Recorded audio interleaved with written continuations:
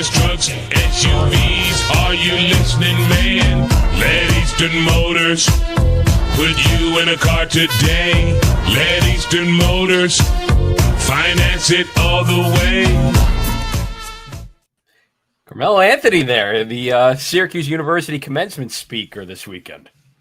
Is he going to be at the game? Ooh, we shall see. I mean, Boeheim's always sticking around for lax games in his box. Maybe Melo will be there too. Is Desco going to be there? We shall see.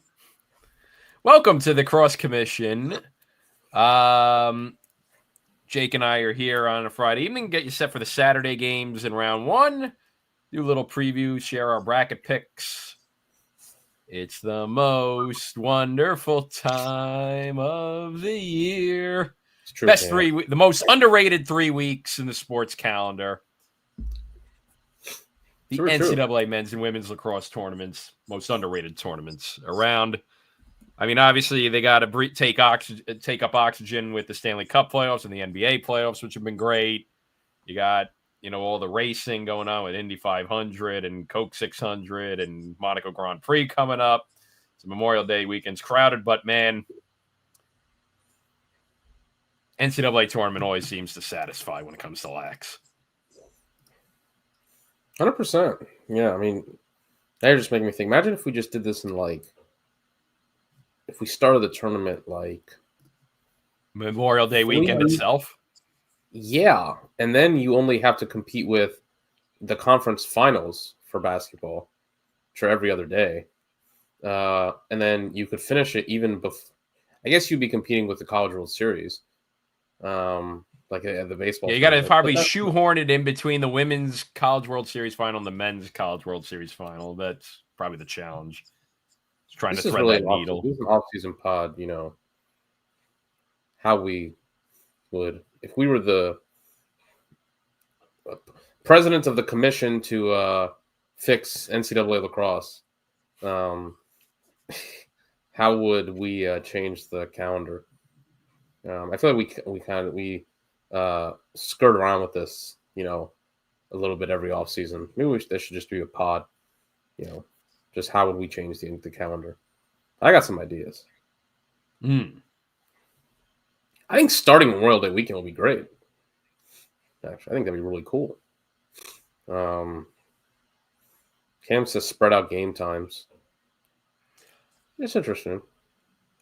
I think that's the game times are fine on the men's tournament. I think there's a little bit. You saw it today with the women's tournament. It's a little too congested. The women's tournament, 100%. There should. It's 8:00. Why are there only 2 games going on in the women's tournament right now? Yeah, I get that it's a much bigger tournament with 30 teams, but or 29 teams. Is it 20? I think it's up to 30 now this year, right? It's still 29. I also it's 28. In 2025 NCAA Women's Lacrosse Championship. But either way, because the women's tournaments, they got to get the first round in one day, and then 29. The second round's another day. 29 teams. Mm-hmm. Yeah, so it gets, you saw, every game was going on at 3 and 4. Yeah. Oh, this is Cam. That's the obvious one. I mean, that goes. We noticed this year it got a little bit better. We had a lot of evening games.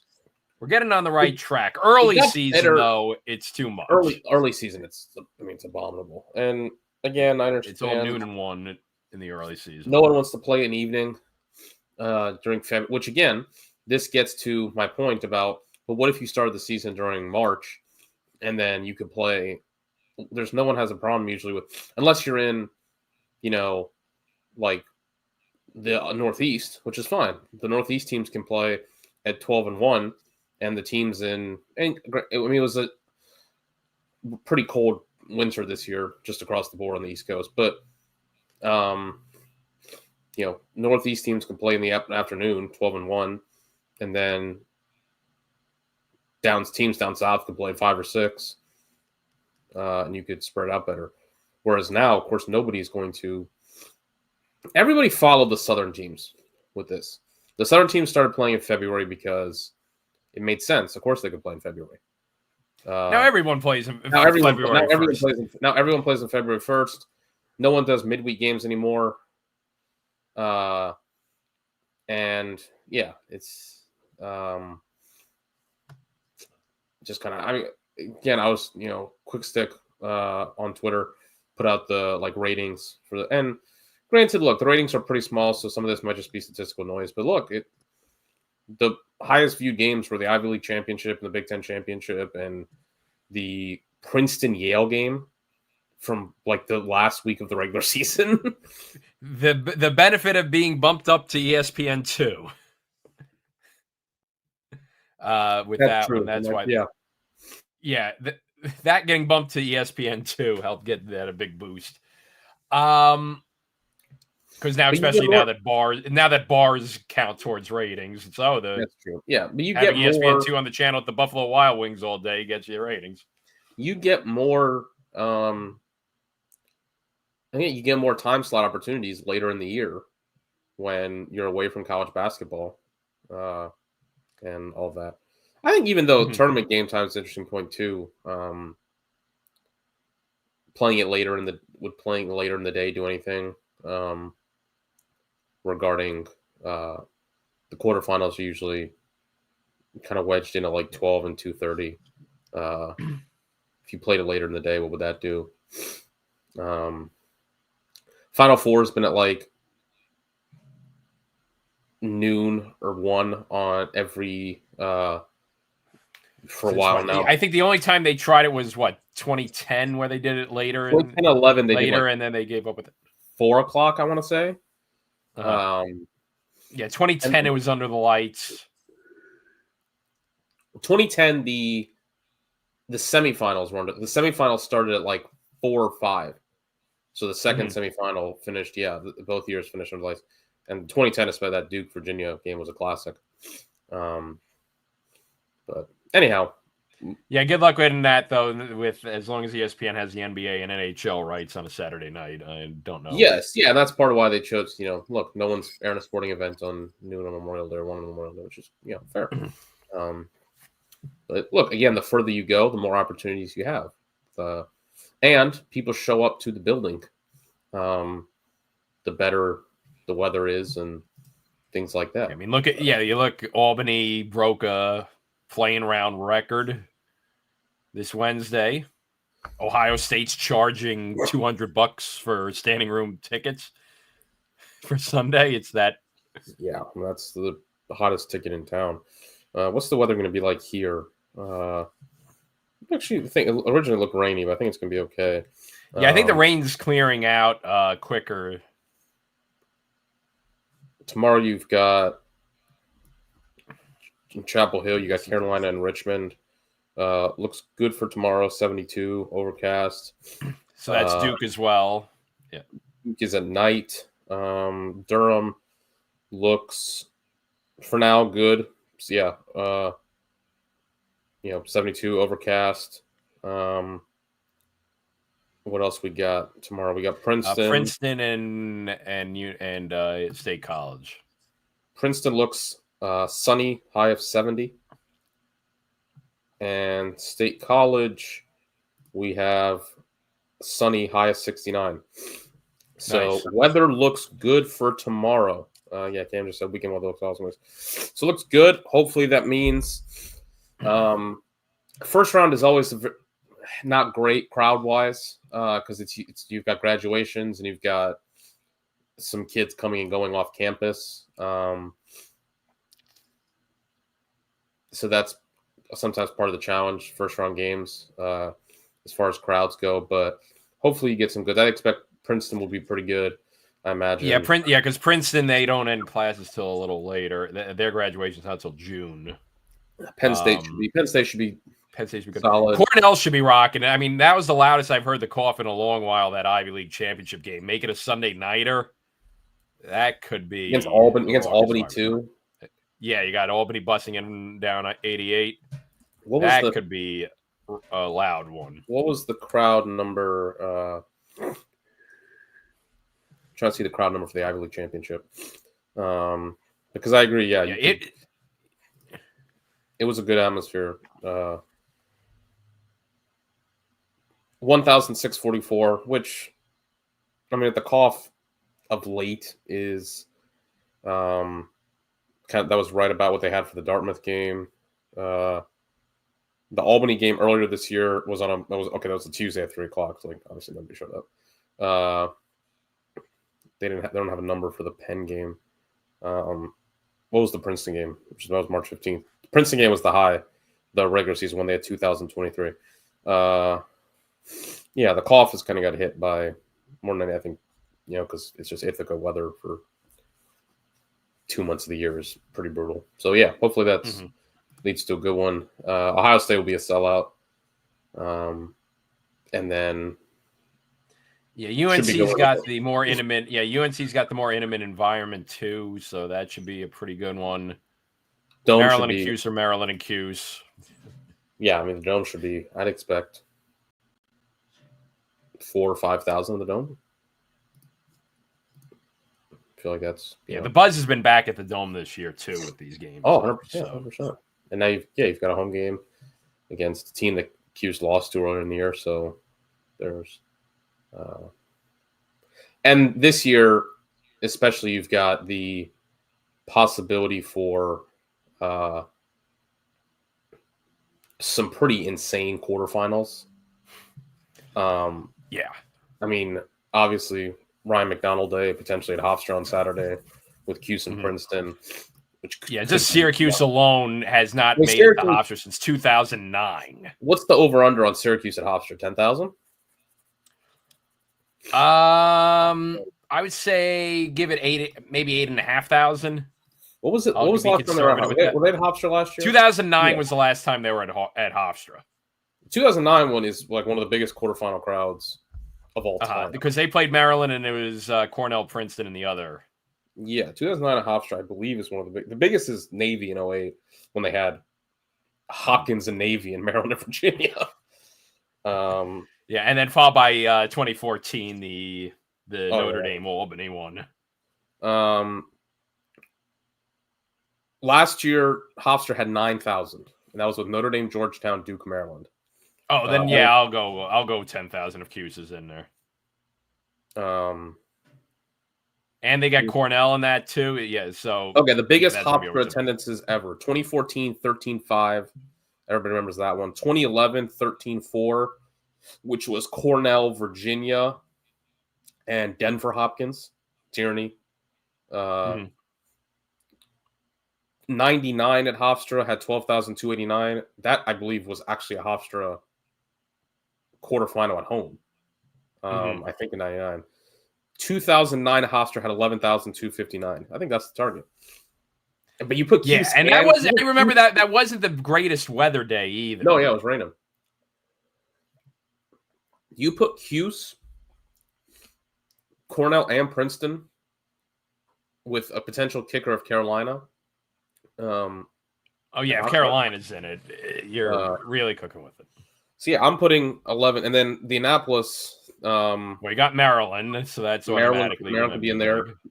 Georgetown, you get Notre Dame in there, Penn State in there, Georgetown or Duke, either way. Yeah, Georgetown or Duke. Yeah, Maryland at Annapolis would draw. Georgetown would get their fans would obviously an easy travel. I mean, Georgetown fans are probably. I know Warren obviously likes going to Hofstra. But Georgetown's quarterfinal. Yeah, Georgetown and Maryland right down the road. They both just quick right on US 50. The Annapolis record is untouchable, I would say, unless you get it. It's not going to ever top. Yeah, it's never going to top that Hopkins Navy one. 17,000.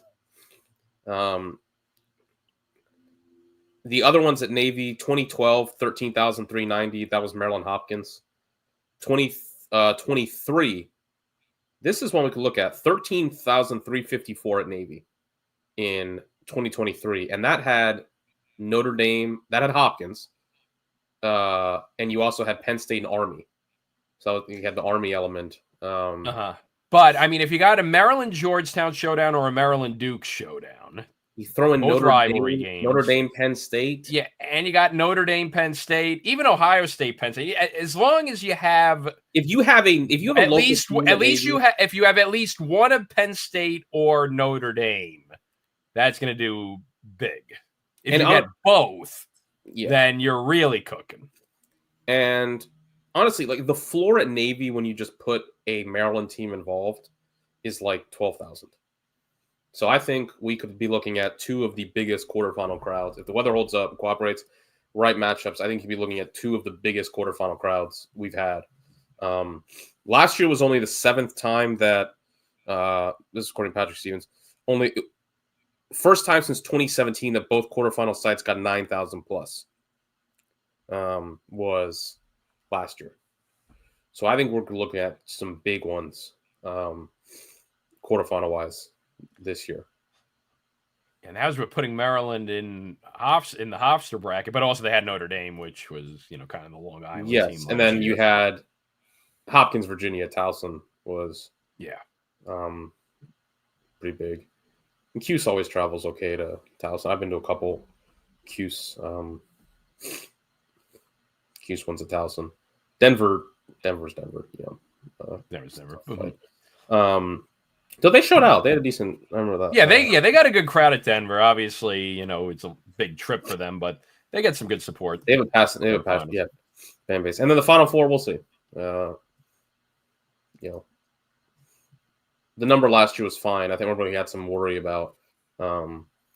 This one's in Foxborough. After the Hartford, fiasco. Though I still insist, true East Hartford has never been tried. Yes. We got to try an MLS-sized stadium or a mid-sized college stadium again one of these years. But yeah, I guess that's the concern. Like, it's too big. Let's say Cornell. If Cornell gets upset, and that's the best Final Four. The best Final Four this year is Cornell, Notre Dame, Syracuse, Maryland. Mm-hmm. That's your best as far as. But if you're having a Foxborough Final Four, and if let's say Cornell gets upset in the quarterfinal, that means you're going to have Notre Dame. That means you're going to have North Carolina or Richmond having to take the trek up. Let's say Ohio State, Maryland. Then you're going to really need to bank on a Harvard or a Syracuse run, like Harvard for the hometown angle or Syracuse making a return to the Final Four. Like realistic worst case scenario would be UNC Richmond Cinderella run, Ohio State, worst case Maryland, in spite of the fact that it's Maryland, just because it's a hike and Maryland's been there a lot. So I doubt there's, ticket fatigue, but that's still a little bit of hike. And then Princeton would be the smallest of the three realistic options in that quarter of the bracket. I think the storyline is, do we get them to reveal the 2026 site before the 2025 Final Four happens? No. It's the NCAA we're talking about. But we got like 3 weeks. And they still haven't announced where the Final Four is next year. They announced the World Cup sites like 3 years ago. You had plenty of time to it. They can't go to Foxborough or Philly, which has hosted every Final Four except 2 for the last 10 years. Yeah, and Baltimore doesn't want it. And then all these small, and then you got to think of all the venues that are going to be used as training sites because FIFA decided to make this a 48-team tournament. If they could get Baltimore for 1 year, they're going to do Baltimore.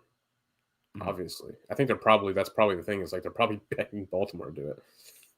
As long as Baltimore is not being used as a training site. Yeah, that's something to watch. And then we get to do this all over again in 2031 with the Women's World Cup. Good point. I continue to say I'm going to put a tenner down on a 1 year return to Maryland or Rutgers. Yeah, I think it might. I would say Piscataway might be the play that year in lieu of Philly. I just don't know where else you're going to. I don't see the NCAA being like, yeah, we're going to do Charlotte this time on just a 1 year whim. Here you go. Denver, this is your turn. Well, no, I think Denver is a site in the World Cup, right? Probably. All right, here we go. Let's get into the tournament itself. 31A Rob. Good evening, sir. Haven't seen you before in the chat. Hope you enjoy the shows. If you do enjoy the shows, Ryan, what should you do? hit that like button, hit the subscribe button. We're going to go late night tomorrow. I'll try to make it as well. Recapping the Saturday games, previewing the Sunday games. So we'll be back at it tomorrow night too. So hit that subscribe button so you know when, and noties when we go live. Indeed. After Duke Georgetown tomorrow, College Cross After Dark. Go back to Ian Dreyer says Snapdragon for 26. I think Snapdragon's an interesting one to try for the future because I think it's like the perfect size. Snapdragon is, what is it, 30,000 in San Diego? I feel like that's the number. Snapdragon is 35,000. So it is like the perfect size. And they did a good job with the Lacrosse World Championships when they hosted it. Yes, in the city. I know it's a new stadium. 15,000 for the World Championship. That's pretty good. I mean, all things considered. So I could see them doing a test balloon with the women's tournament because you got Stanford, you got USC, and a couple other West Coast teams out there. I really like the idea of it. I think it's worth doing in the future. For a Final Four. Final Four, to be clear, not quarterfinal. The quarterfinal thing, we've seen this too many times. It's too much to ask the fan bases to travel to a quarterfinal knowing the Final Four is the week after and expecting them to go to Ohio or Indy or Denver. And some of the Denver did. The Denver one worked, because they had Denver in it, but like the Indy one flopped because it's just too much of an ask. The Indy one actually don't think it wasn't bad. It's just that it was the optics because there's such a huge stadium. Like the Indy one was. I think they got 10,000 for that. It wasn't a bad crowd. It's just it was not a bad. And they had Notre Dame there, which helped. But it's just Lucas Oil Stadium when it's packed is a canyon. It's huge. It is a huge stadium. So yes, Ian's point. I think Snapdragon's a really good idea. It just needs to be. Indy, I think, got 8,000 because it's not showing up on the graphic Stevens always tweets out, which is not terrible. But again, I think Snapdragon's a cool idea. Oh, Leafs already blew it. I just think that it needs to be an actual Final Four. And I don't feel like they're going to try it on like a 1 year kind of, well, we need someone to host. But I could be wrong. I mean, again, who freaking knows what they're going to do with this? All right. Yeah. So going back to A-Rob's point of how wide open is this tournament? All right. I would say. Let me go through each. Here, let's do it like this. I'm going to go through each year, and I'm going to say, is it more or less? I'll ask you, is it more or less wide open than that tournament? Okay. All right. 2024. 2024. Let me just grab the brackets up. I think it's more only because you start to feel that sense of inevitability with Notre Dame. Yeah. Towards the end of the year. Yeah. Like obviously you had a 5, 6, and 7 in the Final Four. The rest of the bracket was pretty wide open after Notre Dame. But yeah. I mean, here's this tricky thing with this year's. You have two obvious championship contenders, and then you got a lot of Jekyll and Hydes, which I'll discuss when we're talking about storylines, where you'd never know what team you're going to get on a week-by-week basis. And tough draws. Tough draws, too. But Cornell and Maryland's draws, though, set up very nicely for them. If one of Cornell and Maryland don't make it, I would be... I don't want to say... I mean, it's shocked. I'd kind of be a little shocked if one of Cornell and Maryland didn't make it. I mean, maybe that's too much considering the season we've seen, but I think they both have good draws. And Cornell, playing games in round one. It's quarterfinal. Like Cornell's gonna get North Carolina or Richmond. I don't think either are gonna be able to match Cornell's. Like we saw Cornell Richmond already, and that was like out of Richmond's upset bids, probably not their strongest out of those. I mean, they got a big, they got a big on Cornell. That would be interesting. They got up like 6-0 on Cornell. I remember in the first half. Uh-huh. Then Cornell came back, but that was still a 1-goal Cornell win, and Richmond was up huge to start that game. So though it's fair, is a rematch going to get Cornell? And then I don't. Yeah, Cam's got it. Richmond led 8-2 at one point. 8-2. Yeah, that one could be interesting, but like a second go round is going to be a tough ask. And then you look at their semifinal possibilities. Yeah, I'm not worried about that. I'm just saying. Maryland quarterfinal.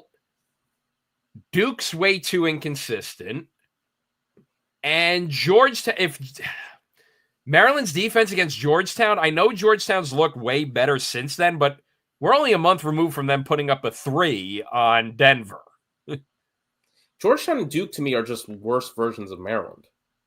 Now, maybe you could argue the Maryland team, that like the Maryland game against Rutgers, that's like a blueprint that Maryland could get. There's an argument I think that can be made that a team with a worse defense against Maryland is going to do the one thing that Maryland wants, which is is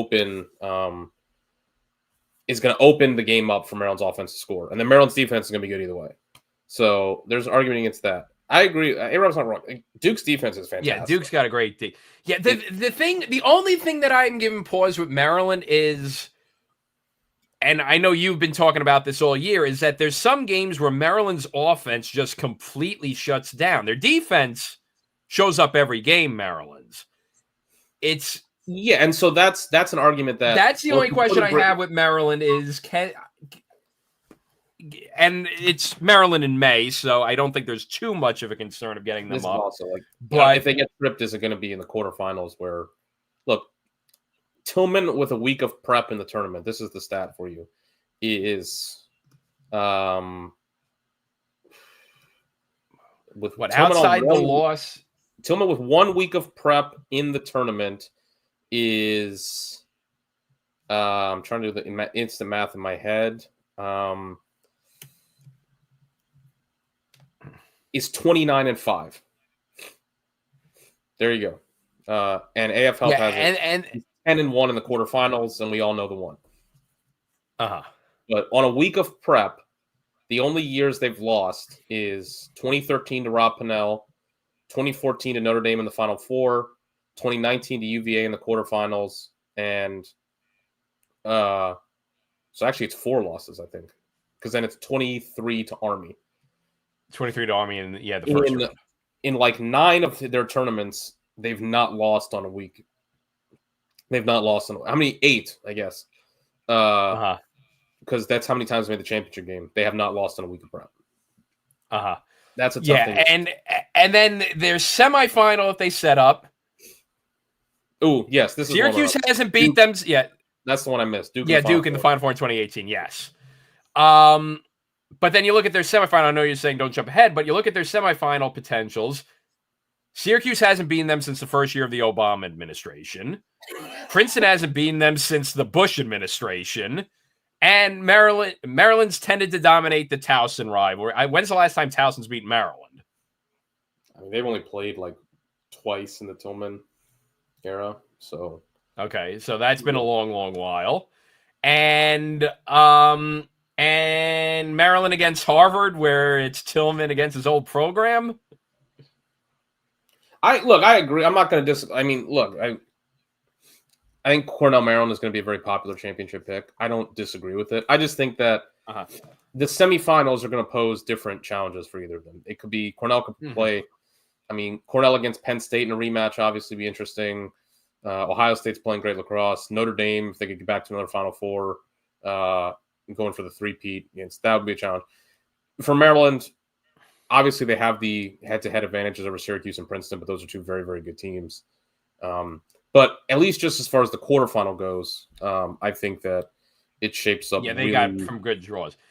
Yeah, the only thing that really gives me pause for each team is, what if Cornell has a defensive performance like they did last weekend, but it comes at the wrong time? And what if Maryland's offense shuts down at the wrong time? But with the matchups they've got, I don't see it happening the first 2 weekends. So more wide open than 24. Okay. More or less wide open than 2023. Less. I disagree. I think it's more wide open. I think 23 you had the top 3 ACC teams were just like locks to get there, and they were never really challenged. I think this year you have 2 teams that I would not put Cornell and Maryland as near the safe bets to get through that Notre Dame, Virginia, and Duke were. And that's still 2 teams compared to, because again, with this year, once you get past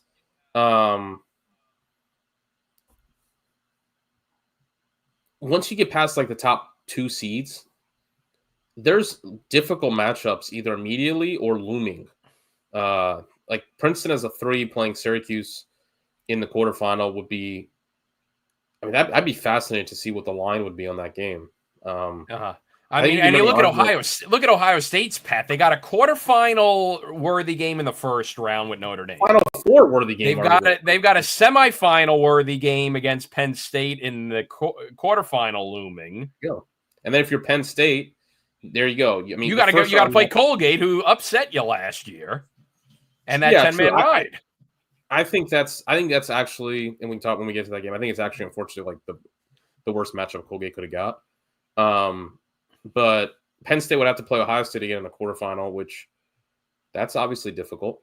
If you're Syracuse, the 6th seed, you have a first-round matchup against a Harvard team that beat you in the Dome this year, and then you play Princeton in the quarterfinal. And then like on the 7 and 8 seeds in Duke and Carolina are playing a Richmond team that is a trendy upset pick in Georgetown, who's made the quarterfinals 3 out of the last 4 years.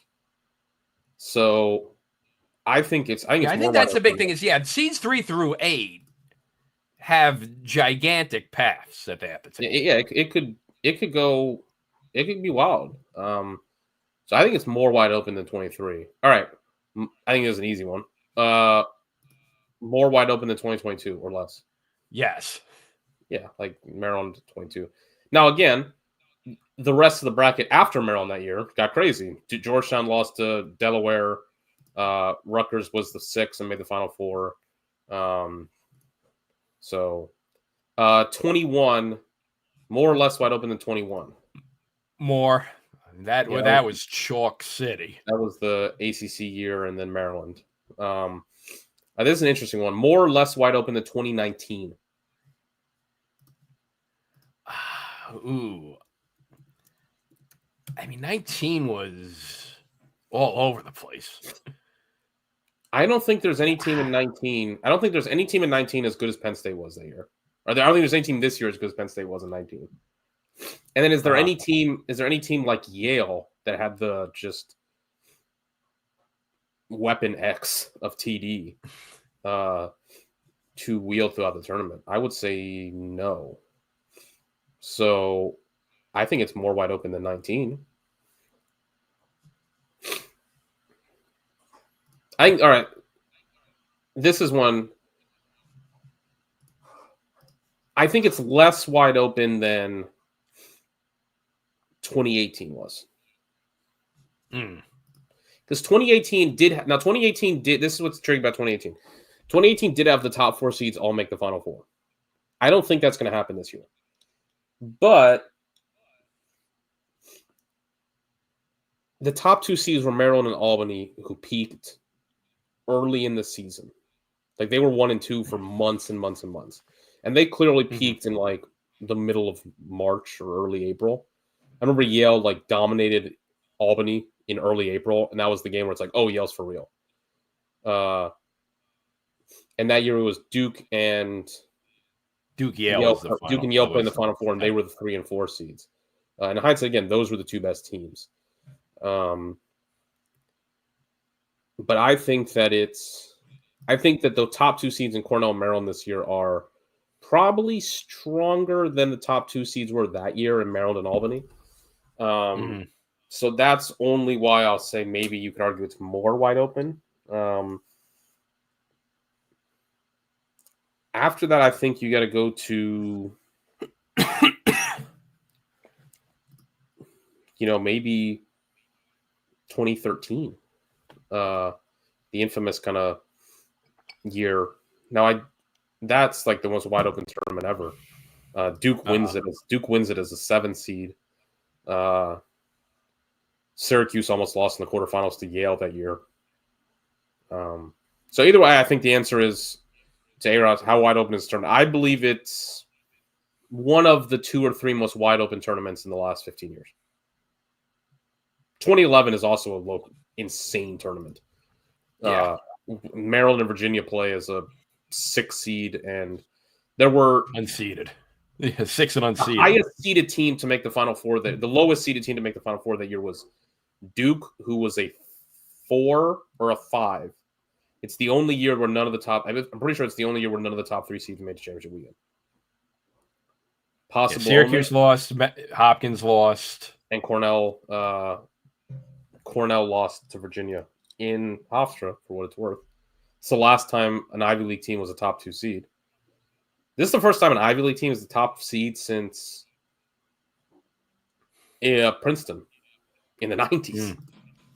It's been a while. Last time Duke was a 7 was 2013. That's the infamous Charlie Toomey calls timeout.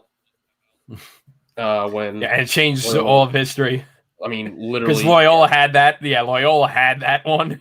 Loyola, the guy's literally going down to score. Loyola wins. They play Notre Dame in the Final Four. Does Loyola make a run back to the championship or something like that year? If not, that was the year Loyola, again, was defending champions. Notre Dame could have got to the Final Four that year. I don't know if they would have won it because Cuse had Notre Dame's number that year. So, like, if Duke doesn't get there, is John Desko still the coach if Syracuse wins in 13? Well, and if Syracuse wins, I don't know, because probably. But if Syracuse wins in 13, do they get back at some point after? Like in 14? Yeah, the weight's off their shoulder a bit. Or, yeah, Desko would have 6 titles, which is one away from Tierney. One away from Tierney. Yeah, Tierney's got 7. Yeah, Tierney had 6 at Princeton, 1 at Denver. God, 7 titles. Tierney's got that Belichick. Tierney's got that Belichick thing of, actually no, because the thing with Belichick is the Patriots, like, they could have won 10 or they could have won 1, with how close they all were. Yeah, and Tierney kind of has that. Brady winning the Super Bowl in Tampa. Yeah, I mean, Brady, it's still the same thing, Tierney's kind of got that where it's like they have like 2 or 3 other ones that they barely lost, but it's also like there's that streak that they had for like 10 years where Princeton literally didn't lose a 1-goal game in the tournament. If I'll look it up right now because this is. I know. Yeah, we've discussed that in the past. It's I don't know if anybody in the chat is like, you guys are probably aware of it, but if not, it's probably the most crazy stat in. Did they take it away? Princeton used to have like all of their on Princeton's Wikipedia page they have their NCAA tournament history, like every game. So in '91, Princeton lost to Towson in triple overtime. It was and then after that they proceeded to win 5,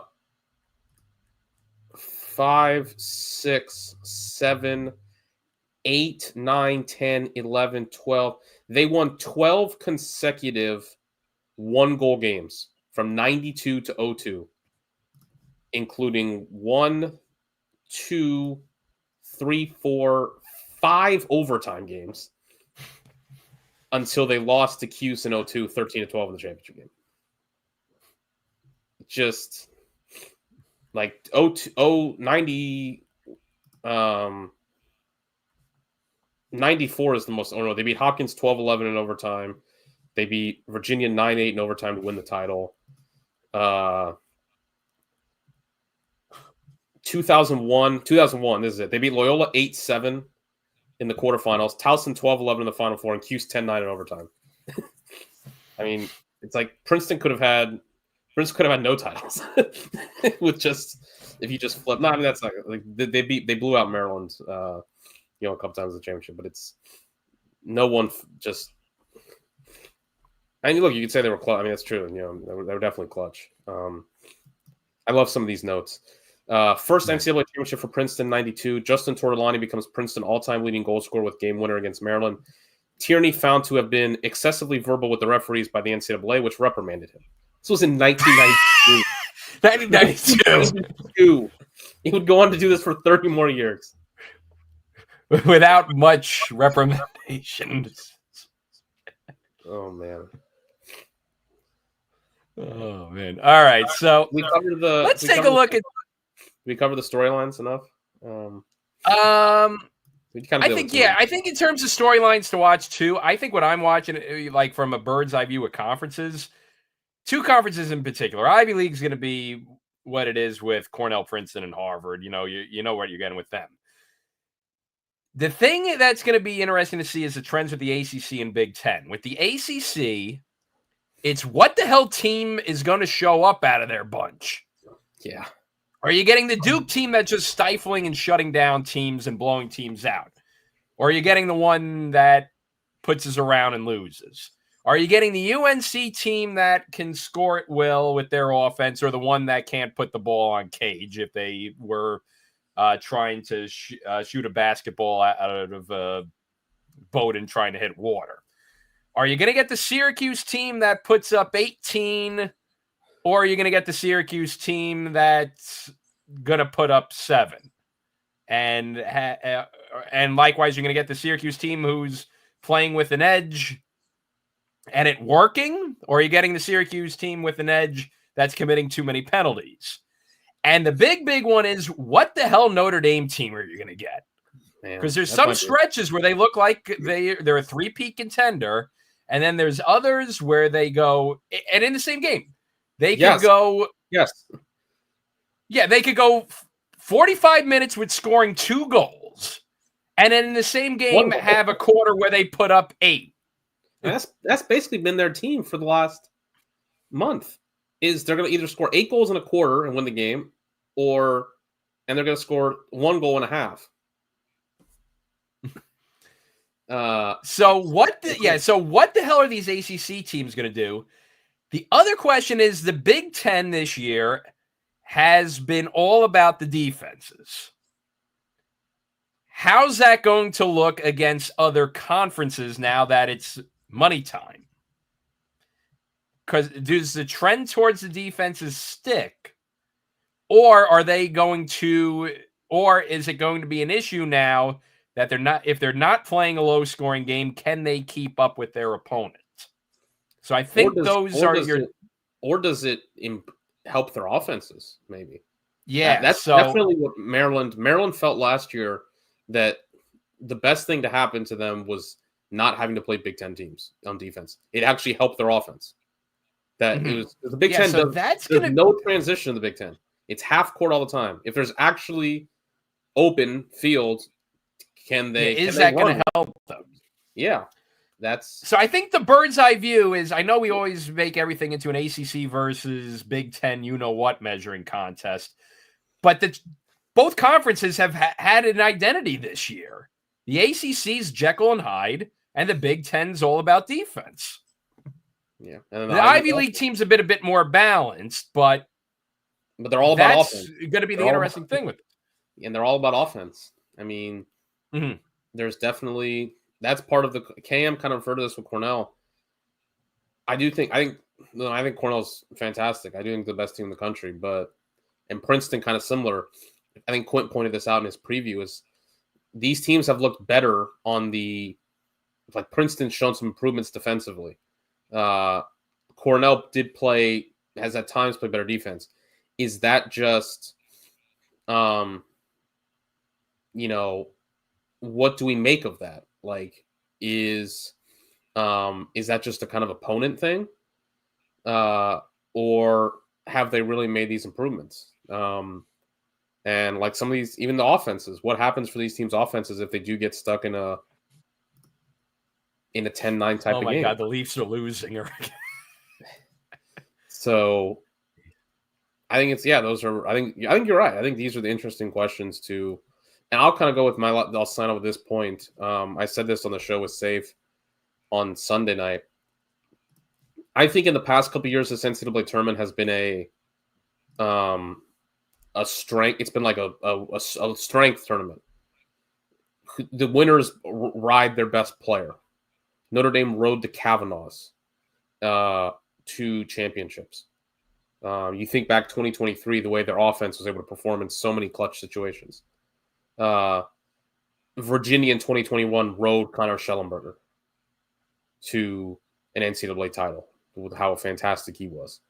2019, Yale rode TD Ierlan to at least almost within a game of back-to-back titles. I think this is not a top strength tournament. I think it's a weak link tournament. And KM kind of it shapes up like the NBA playoffs have this year with what's your weakest link. Yeah, can Cornell's defense get enough stops to allow Kirst and them to take it home? Can Princeton win enough faceoffs? Can Princeton avoid the game where they lose 20 of 25 faceoffs? If Princeton loses 20 of 25 faceoffs to Syracuse in the quarterfinals, that's probably lights out.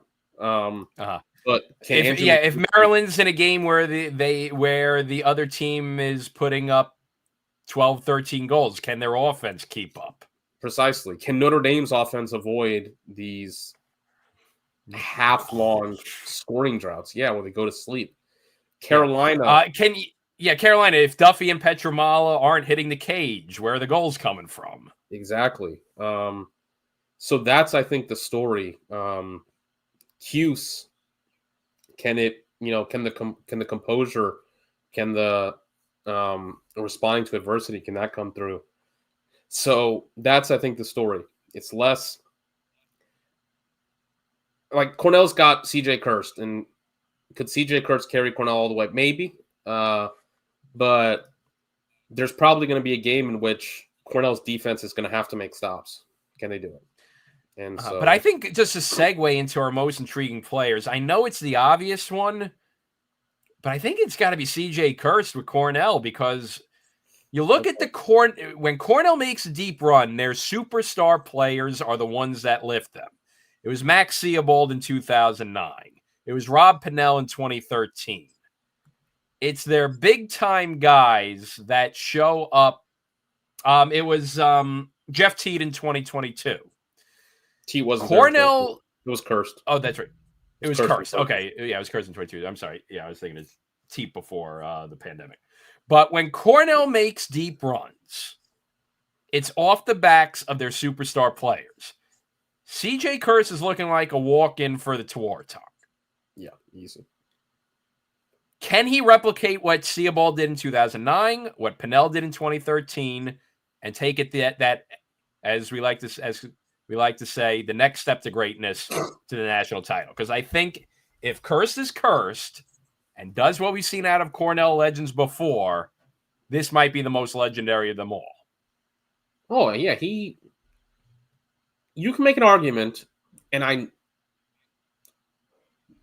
if there's any Cornell fans here, or if any Cornell fans listen to this, the Cornell fans are great students of the game and history, and they have a great appreciation for their legends. So I don't overstep here, but I think you can make an argument, a strong one. And again, I'm aware of the heady names and the history that I'm going to put him in here. If Cornell wins the tournament, I think you can make an argument that CJ Kirst is the best Cornell player of all time. And again, I'm aware that I'm going back decades to Mike French and Amy McEnany and all those guys. And obviously more recently was Sebald and Rob Pennell. But if he sets the record for the most, which he has, the most goals in the history of NCAA lacrosse, and Cornell wins its first title in, what would it be, 40 years? Or was it 75? 80, right? It's late 70s. Is their last? Cornell's won a title since the Last 70s. title was 77. So it would be There you go. almost 50 Almost years. 40 years. 48 or years. Since 48 years. 50. Yeah, 50 years. I mean, I remember when Maryland's got to 42, and that was something insane. Cornell's been runner-up 5 times since they last won the title. And they've lost in the most heartbreaking fashions possible. 2007 semifinal against Duke. 2009 national title game against Syracuse. 2013 semifinal against Duke. Made that big comeback. Yeah. So I think you can make an argument that he's in that conversation. He's already in the conversation. He's one of the best players they've ever had. But, I think you could make that argument. All right, so Ryan picks each card. Here's what we're going to do this. We're going to do this like draft style. We're going to each name a player. And we're going to just go back and forth. Maybe we'll see how many names we can get to before we kind of tap out. If you guys have yours, then we can, kind of discuss them well. But yeah, Ryan's pick CJ Curse. I'm going to pick a name, then Ryan will pick a name, and we'll go back and forth. Again, these are not, it's the most intriguing players. It's not just this is the best player, but it's who's the most interesting kind of name on a team. Who is a player that might have a significant role to play in their team going back to back. So I'm going to go with, there's 2 names that jump off to me, right, that I've been jumping on since I've been thinking about this. And I'm not going to go with the one because we've kind of beat it to death a little bit. I still think it's true, but it's just been a little – I'm going to go with one we haven't talked about as much, but I think quietly is based on how he's played the last couple of weeks and what his team's ceiling is if he continues to play that way. And the player I'm going to take is Jimmy McCool for Syracuse. Ooh, that's a good one. Jimmy McCool has, after some up and down play early in the year, has been pretty spectacular for Syracuse over the last month, and particularly was great in the ACC tournament. When Jimmy even during the 3-game losing streak, he was still keeping Cuse in the games. Yeah, there were some up and down games early in the year. The Maryland game, I thought he was okay. I know his numbers were good, but I thought he let a lot of rebounds in, things like that. The Harvard game, obviously, he got pulled. Then from there, there's maybe one game that he wasn't. Cornell game, I think he struggled a little bit. Other than that, he was very good. And again, especially in this last month, he's largely really been strong. When Jimmy McCool plays great, Syracuse looks like at times the best, one of 2 or 3 best teams in the country. Interesting play in the hockey game. I think it's just a different ceiling that they can get to when they can rely on him to make saves. The offense plays well, and they obviously have the face-off component as well. We know with how great Mullen is. So you put Mullen in there, and you have a goalie who's going to give you 15, 16 saves. In the NCAA tournament, the tournament is – me and Saves talk about this a lot. It's different than the regular season. In the regular season, you can kind of overcome sometimes bad goalie play day or a really bad face-off day. But the possessions are generally fewer in the playoffs. Every play is kind of just heightened because of the stakes. Teams are sometimes less – they don't want to make mistakes. And so if your goalie is great and you win face-offs, you're almost nigh unbeatable in the postseason. Conversely, if your goalie has a bad day, you're kind of done if you don't get enough stops in the NCAA tournament. We've seen in games the last couple of years, goalies having bad games basically play their team out of the tournament based on I think of, the way Michael Gianfrancaro struggled for Princeton last year against Maryland. Just couldn't buy a stop. Brian Rupel for Maryland against Army. 5 saves in a game Maryland lost by 1 goal. And these are guys who are good players. So, And McCool Speaking of which, Gianfranco Carr is going to be very interesting with Carolina because he had a bad ACC semifinal game against Duke. 100%. And I always mention young goalies in the tournament. This is McCool's first time in the NCAA tournament. You never know what you're going to get with. Yeah, you could get a Galloway-esque performance, or you get the or you can have a guy who, even just quietly. I remember the Maryland Duke game last year. Patrick Jamison was great for Duke all year, but kind of late in that game, he just kind of didn't get the stops they sort of needed. An experienced goalie can buy you 2 to 3 saves that you really need and come through. So I think McCool is really an intriguing guy to watch because McCool's been doing a great job the past couple weeks, red hot. The only concern I have is I feel like his rebound control has been a little bit off the past couple weeks. He's been making great stops, but he's been allowing a few too many rebounds. He's an active That's goalie. The only concern I have with McDowell. Yeah, but I really like how he kind of does a lot. He kind of works like a really good hockey goalie, getting out in the crease, getting out in front of the crease and, taking up space and blocking those angles. So I like his aggressive play. The only concern is because he's making these spectacular saves, it is opening up some ground ball opportunities. Yeah, that's interesting. All right, so mine is Jimmy McCool. Ryan, you get the next pick. Next pick, I will say, again, not to go too cliche, but Owen Duffy. I know we're going with another big name, but no, I think it's if he's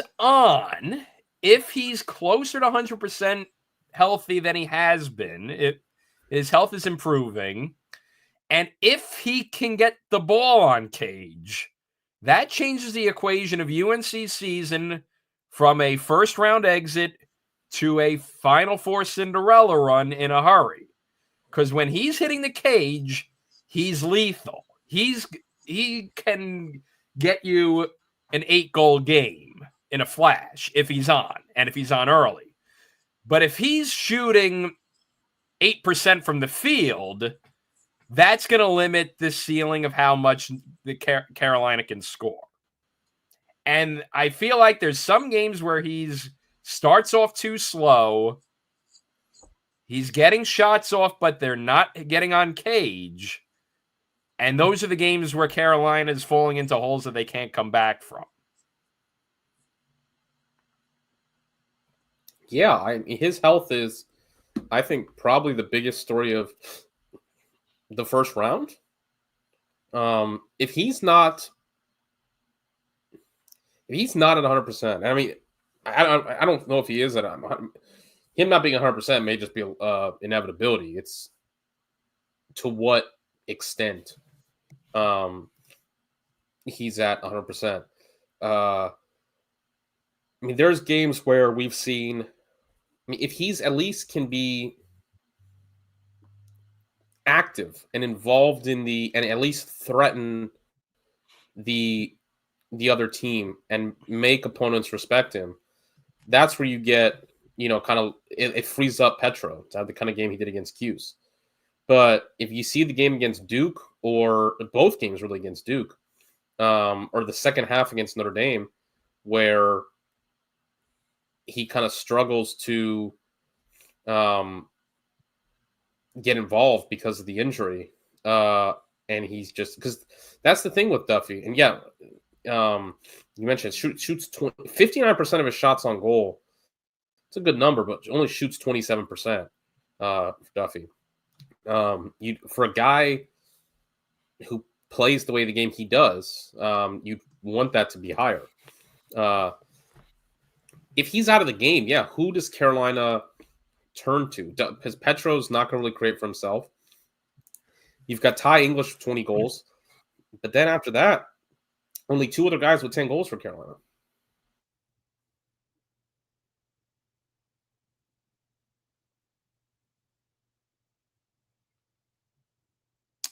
All right.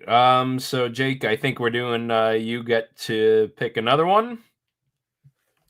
Yeah, just give me 1 second. Fill that air. Okay. Yeah, so I think Owen Duffy is going to be the big one. I know it. I know, again, not really going too under the radar with my picks so far, but it a lot of what Carolina is going to do is going to have to depend on, how he does.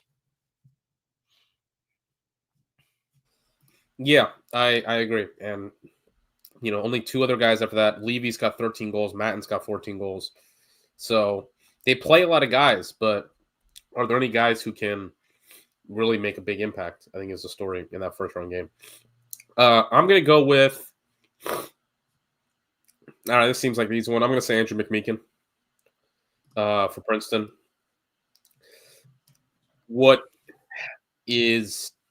I think the first round they're fine against Towson, probably. Towson's got good face-off play, but not excellent face-off play.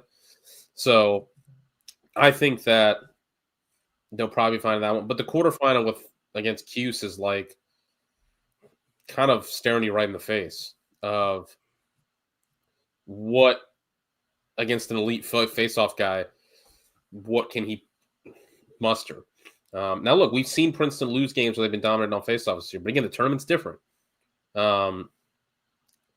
So I think that's the real story. If you get to the semifinal against probably Maryland, not as dominant a face-off group for Maryland, but a team he's struggled with a bit in his career at the face-off. That is, Princeton in general has just kind of struggled with Maryland the last couple years.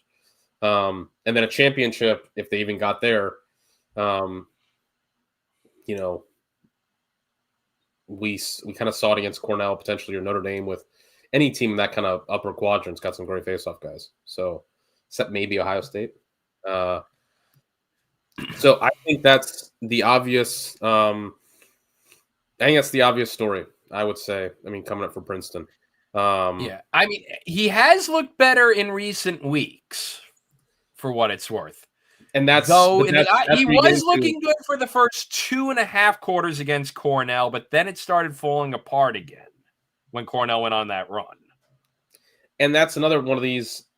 Is it the quality of competition going from out of conference against Penn State and against Maryland the first time, against Rutgers?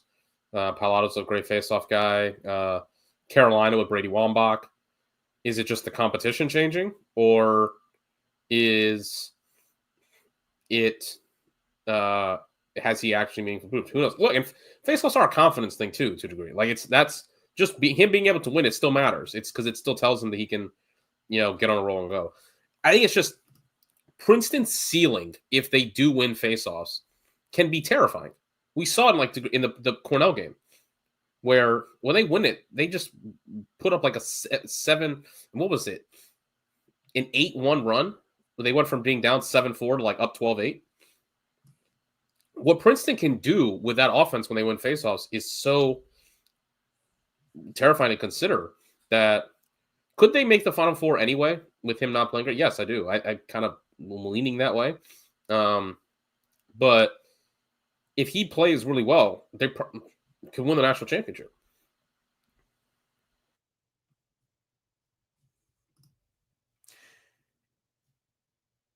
Want to go one more round?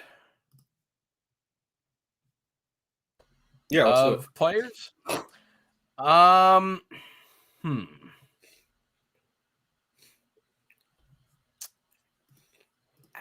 about I'll give a little mid-major love.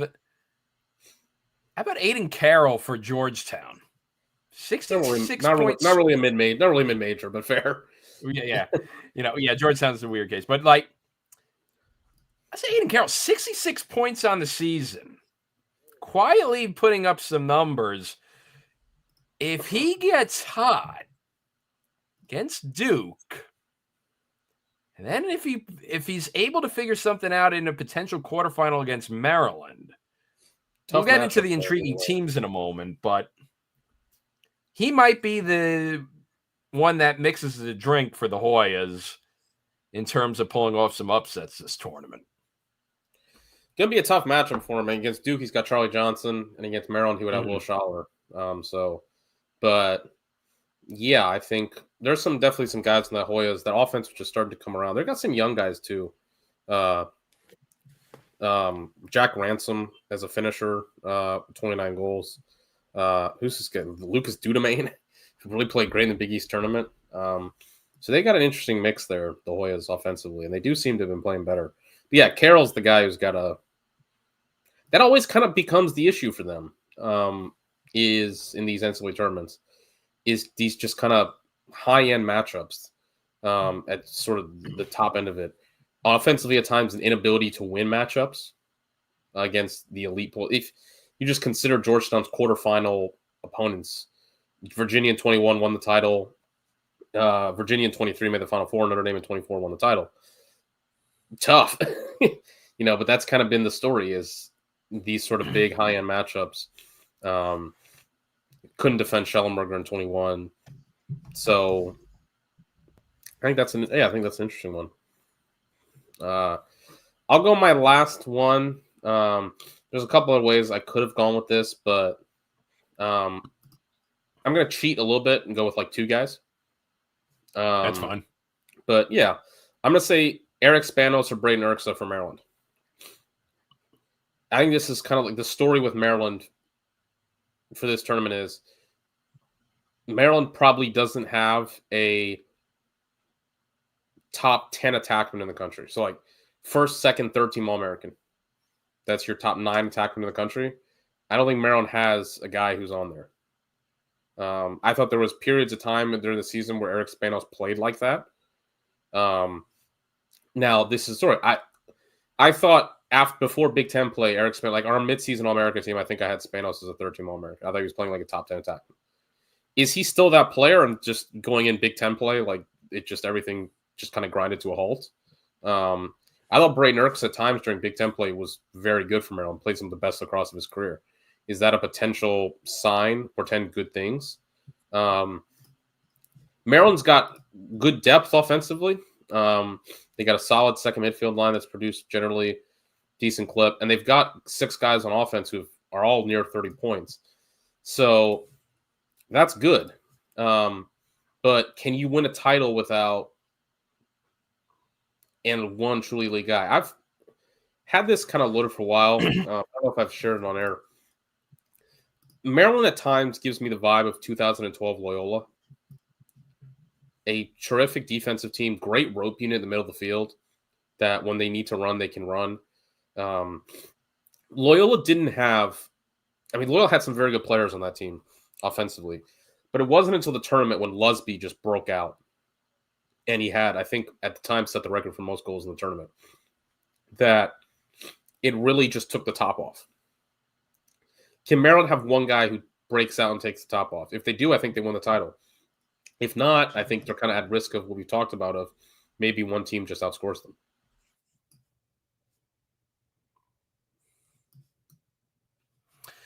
All right.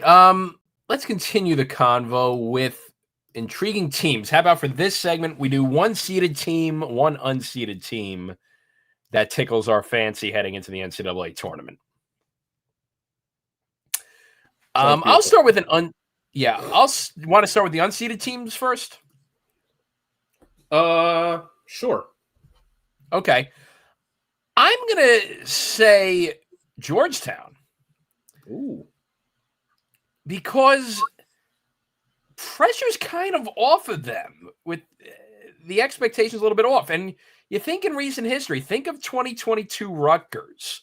Everyone thought that they missed their window after the 2021 season, and that, they had this stretch where they were getting guys in and some of their best recruiting classes, and they were missing out on the NCAA tournament, and they were taking advantage of maybe some of the Ivy League transfers. That wasn't happening. So everyone was kind of writing Rutgers off. And then they finally put it together in 2022 to break through and make that Final Four. You think about Albany in 20, as we were discussing in 2018. Everyone thought that their window had closed once the Thompsons were gone, but sure enough, when they were past that window, that's when they finally broke through to make the Final Four. I wonder if Georgetown, now that they have that pressure a little bit off, they're not the 2 seed that they were 2 years ago. People are, trendy upset pick against Duke, but not expecting to do much the next round if they get Maryland. I wonder if them playing looser than they were the past couple years ends up being our latest example of a team that we think the window's shut, but then are able to put it together and make that promised land that we had expectations for them in the past to make. I think it's a great shout. I talked about it safe on Sunday. I think so. Maybe it was off here. I don't know. I think it was on here. Done a lot of shows lately. They're a young team, and a young team making the Final Four can just change your program because it just sets the table. I look at Princeton making it in 2022. Not necessarily a young team that year, but didn't have NCAA tournament experience. And so even though they lost so much talent over the next couple of years, I mean, they're still Sam English, Gianfrancaro guys still from that Princeton the last couple of years that have gone out. English was like a first-team All-American in 2022. It set the table for the rest of these guys. It builds a foundation, and it builds an expectation. I think that really helped them the next 2 years to at least get in the tournament in 23 and 24. So if Georgetown could do that, I think in some ways it can maybe even be more pivotal, look, Georgetown hadn't made the Final Four in almost 30 years, and they've lost, something like almost 10 straight quarterfinals. It's insane. When you go back to the Urick years in the 2000s, and then Warren's lost 3. So that's Sisyphus rolling the ball up the hill right now. That's the top of the mountain, is that quarterfinal game. The last couple of years, they've had very senior-laden teams, grad students. Look, it matters no matter when you make the Final Four. It's huge. Rutgers made it in 22. It was the last, as you mentioned Rutgers. That was the end of that era. Like that was the last, chapter sort of. But it still matters for Rutgers because it's still evidence, proof of concept of what they can do. So always making the Final Four. For Albany, I think even there's a certain cachet I think we've seen Albany carries still as a mid-major in expectation that they have for themselves in these games. That's different because they made a Final Four. Look at Towson. So it always matters. But I think if you make it for Georgetown this year, if you're like a young team, think of what it could do for the next couple of years. How much easier it can make to get back. Because we were discussing with 2022 with Princeton. We were saying, they're ahead of schedule because they got the recruits coming in. We were saying, the window was going to be 2024, 2025. And, well, sure enough, for instance, a 3 seed this year. 23 too, really, but all those guys got hurt that year. Got hurt, yeah. But that ended up being the launch pad. Yeah, 100%. Denver at the beginning of Tierney's run. Make the tournament, Final Four in year 2. 2011, make the Final Four. So, Final Four year 2. That just opened it up. They made how many Final Fours in the next several years after that, and obviously one in 2015. So I think it could be huge for Georgetown if they can do it. We'll see. I'm going to go with Richmond's the easy pick because they're probably the most trendy upset team. And I don't disagree with it, but we talk with them a lot. And I think for them, it's kind of a very straightforward question. It's just, can they close the door in some of these games? We've kind of talked about Richmond. Coffee is for closers is their theme. I'm going to say Harvard. Because if they can beat Syracuse the second time, it's extremely hard to beat the same team 3 times. Harvard would get a third shot at Princeton, potentially. And that game was close. The second game, obviously, semifinal was closer. I just think Harvard, you've won this game this year. And you think about it as, from the Syracuse perspective, it's like, look, if we play that game over,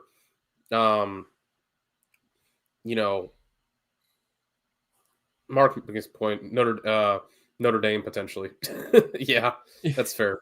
I think if you're Harvard, you're kind of looking at it as, or Cuse is going to say, well, look, if we play that game 10 times the first game around, we win like 95 out of 100. True. But if you're Harvard, it's like, well, look, our offense can score. And our offense scored on Cuse. Are we really going to lose 24 faceoffs or 28 out of 32 faceoffs again? So that's, I think, what they're going to kind of look at is like, we're an offensive team. Let's ride the offense. We're a team that is going to put pressure on the 10-man. Let's apply pressure to Cuse that way. It's going to be an up and down game, kind of like we like. It figures this is probably going to be the highest scoring game around one. And they're a team that they really have confidence and a self-belief and a swagger. So can they carry that into the Dome, I think, is a big thing to look at. Then in terms of seeded teams, I think the Big Ten quadrant of Ohio State and Penn State's very interesting. But I'm going to go with the Princeton Tigers because their path to, if they're going to do the thing, they got to go through the gauntlet of the three programs that have haunted them the most. They got to get past Syracuse, who they have beaten twice since they beat them in the 2001 title game. Twice entirely. Not a lot. Then they got to beat fewer games in that time period. I mean, they've only played one from the last decade. But. Yeah. But still, history against them there. Maryland, who's been the more recent version of Syracuse, being in their heads. Yeah, it's 6 in a row for Maryland, I think. And then you got Cornell. Potentially more than that, as the final ball. It's six in the last 4 years. Yeah, I think it's 8 in the Tillman era alone, so, and then even going back further. Yeah. So their path to a national championship. Quarterfinal, either a historic rival that's in their heads or an ancient Ivy League rival of their own as well. Semifinal, potentially a team that has been in their heads the post-COVID era. And then lastly, their in-conference rival that they have a storied rivalry with that generally gets the better of them in big games. If they pull off this national championship, it is going to be stuff of legend there in Princeton, especially if they're doing it against 3 different rivals to get there. Yeah, man. I mean, haven't won a title in. At what point has Princeton been better than Maryland? I mean, last 20 years. 04. 2009. Oh, not probably the last time. Honest, I mean, I'll say this. Princeton was a favorite in that game last year. Now, whether you argue they should have been. They were red hot heading into that. They were red hot. Maryland was not to be, charitable. And yeah, if we went by momentum, Princeton had all of it, Maryland had none of it, and it became a regular Princeton-Maryland game. Yeah, and you could say, look, it's Tillman in the first round, should know. But look, man, there were a lot of people who abide by the, John Tillman respecter that might, who were questioning that. And maybe they shouldn't have. But Maryland had not looked good for the. I mean, I don't think Maryland had won back-to-back games. At that point. This 100%. 22 was Princeton's best team since 09. That's why, the Syracuse thing, I don't really consider. I mean, I just don't think they've played enough. But the Cornell thing, I think, is the Cornell and Maryland things. Look, those are your two main teams you're comparing yourself against. In the conference play, it's Cornell because they've been the team that's dominated the Ivy League over the last couple of years. They've won 3 straight Ivy League regular season titles, and then obviously won the tournament this year. Princeton has lost to how many times in a row have they lost to Cornell? I think we are now up to 5 or 6, right? Have they beaten them since COVID? They did beat them in one Ivy League tournament, I believe. So yeah, they didn't last year. So that's 3. They did they beat them in 23? They did not. They lost to them in Ithaca, and they beat Penn and Yale in the Ivy And they tournament. lost in 22. 22, they lost to Cornell At 1952. and So they've lost 5 in a row to Princeton since. And then what was 2019? yeah, they haven't beat them since COVID. They haven't beat them since COVID. And Cornell won in 2019 as well. So it's 6 in a row for Cornell over Princeton. Even Maryland, again, Mark's point is fair 100% that Maryland's been the favorite in a lot of these games, but I still think it matters. Knowing, and it's like this year was at least a little different in the sense that they did get a lead and they were, it wasn't those games were just, so many of those games in 22, 23, the 22 games were competitive, but they never got a lead. And the 23 and 24 games were just wholly uncompetitive. Like, I do think there's you have like a block there of like, can we beat this team? It's the Capitals against the Penguins. Yeah, like when you play them every year, and you know that's the bar you've got to reach. On the one hand, you're familiar with it, but I do think that can be in your head a bit. Like, yeah, you got to consider that. The team you haven't, these group of players, you play these teams every year, and these group of players have not beaten these teams. I think that's good. The Syracuse thing, I think, less so. Like, it's just, I mean, there's a historic rivalry element through. I just think, they played one time in this last couple of years. Speaking of Syracuse, that's my team. I just think on paper, the draw they got should lead them to the Final Four. I think a Harvard rematch, a game that, to my point earlier, Syracuse is going to think, we play that game 95 out of 100, we win it. We're a better team now than we were earlier in the season. We're playing with momentum. We're at home again. It's on paper a game, and again, considering the first game was crazy, Syracuse defense is playing better. McCool obviously is playing a lot better. He got chased in that game. We should win that game. The Princeton game, the face-off disparity is kind of tantalizing in a way.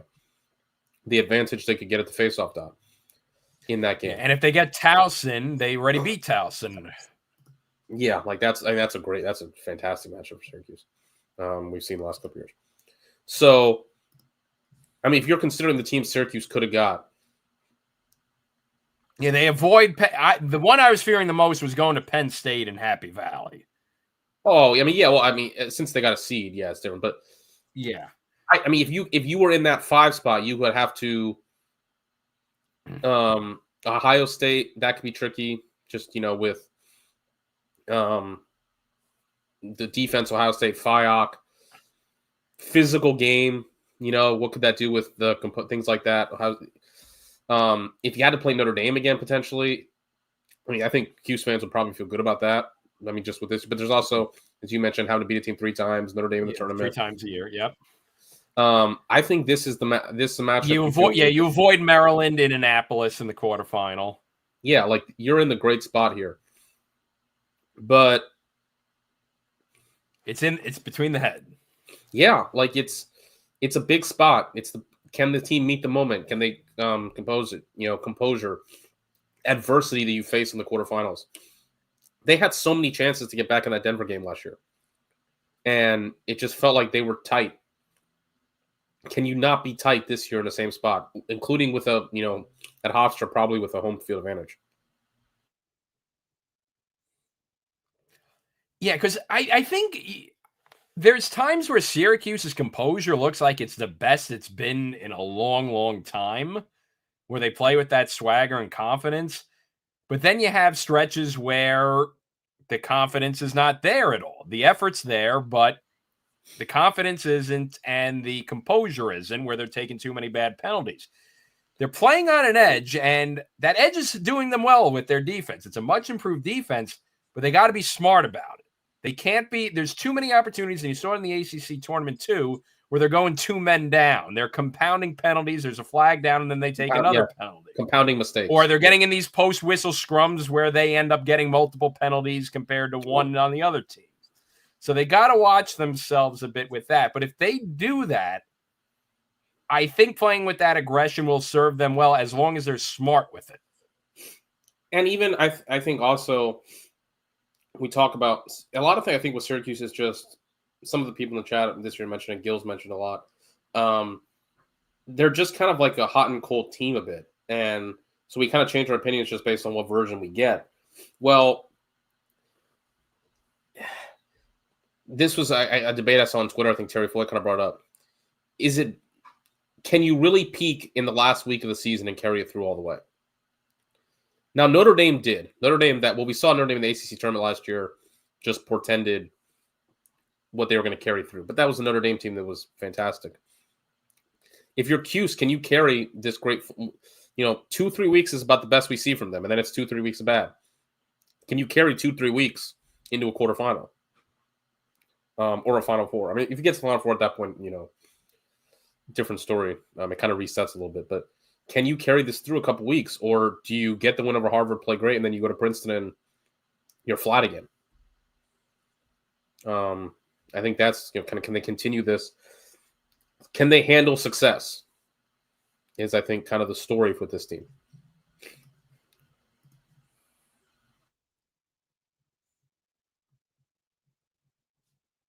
All right. I think it's time now to take a look at tomorrow's matchups. Before we do this, Cam put this in the chat a while ago. I want to make sure flag it. Who wins this game? Blue wins faceoffs 21-9. Blue wins ground balls 39-32. Blue 2 fail clears to orange 4. Blue saves 13 to orange 11. Blue shots 44 to orange 44. Actual game this year. I'm going to guess that blue is I'm guessing blue was Syracuse and orange is Harvard. No, Harvard was 28-4 on faceoffs. This feels like maybe Penn State Princeton.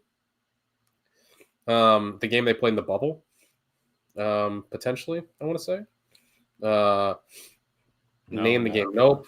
So it must be, I'm going to guess based off the. Is this okay? It's UNC Princeton.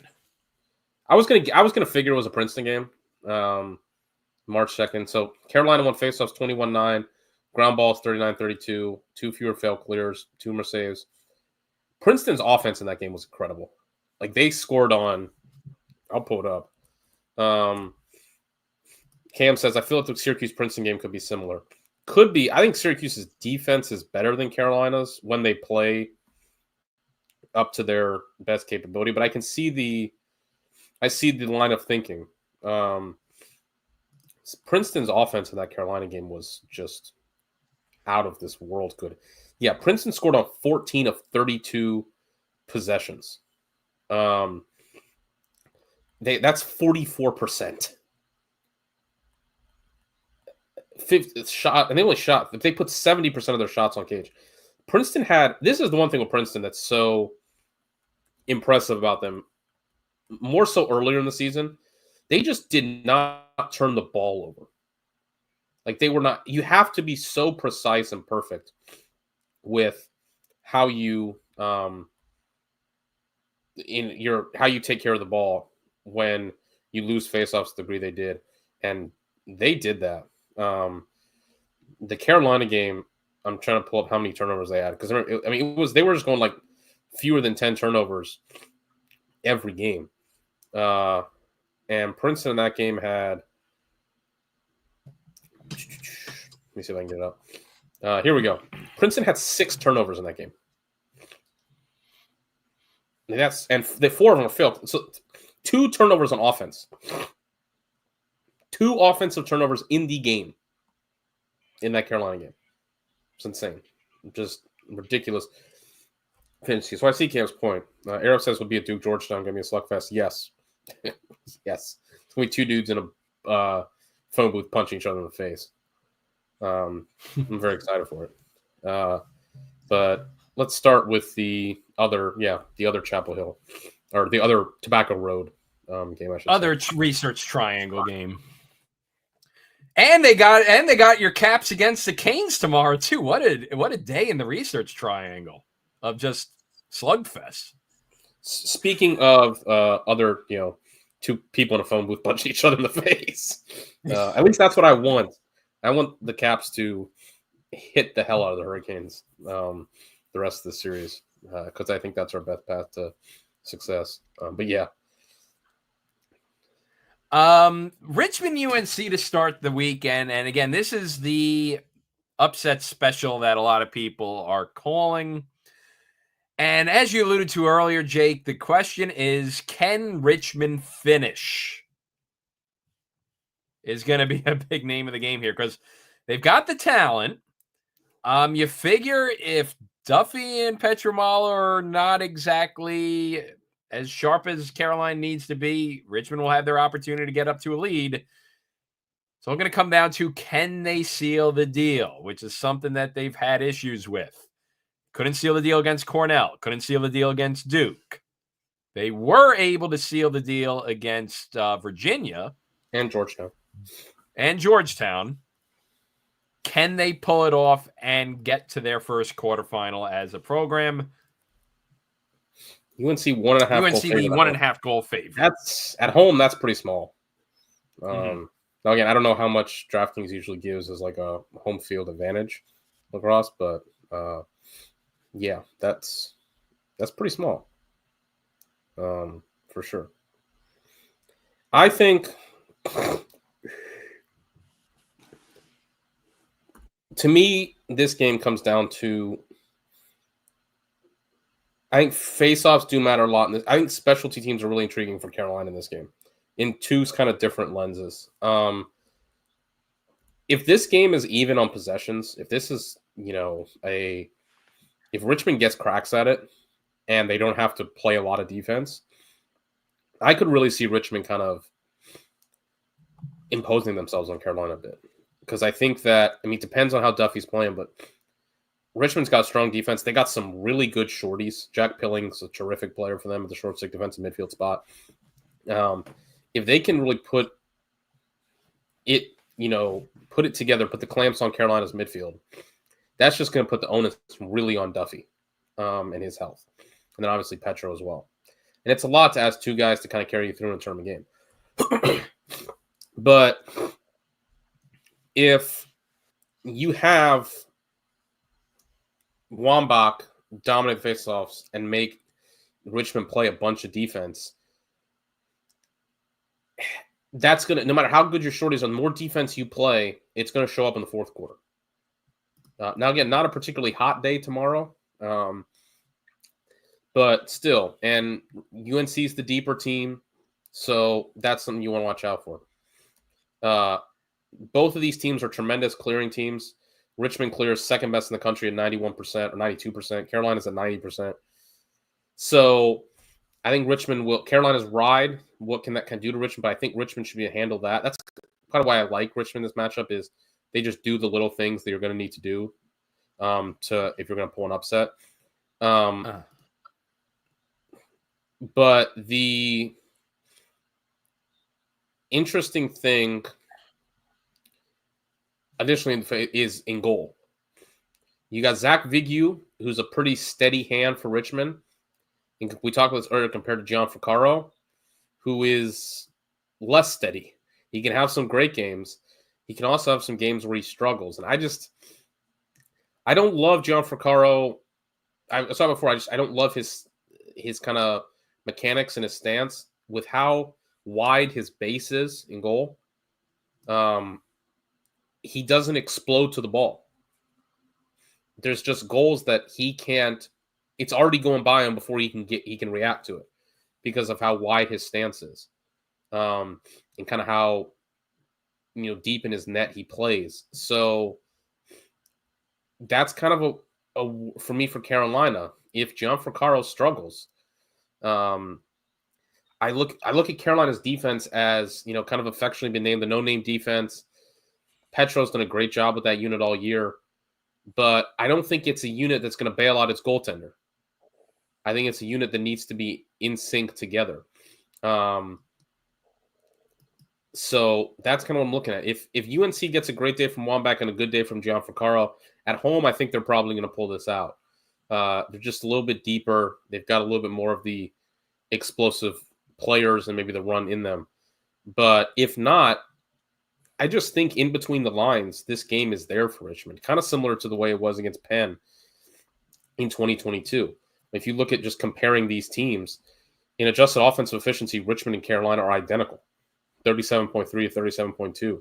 Then adjusted defensive efficiency, you have Richmond at 22.9% to Carolina 25.3. Goaltending a slight edge for Carolina. Face-off is the big one. Chinoy back for Richmond, though. The last kind of back end of the season. Wasn't there against Maryland. Wasn't there against Duke. Or was he there? I think he was there against Duke. Wasn't there against Cornell. So I like the Richmond. I think will be able to clear the ball well. Won't make a lot of mistakes. But I think the questions are, is there a run? Richmond isn't going to put 3 to 4 goals together quickly. Carolina could.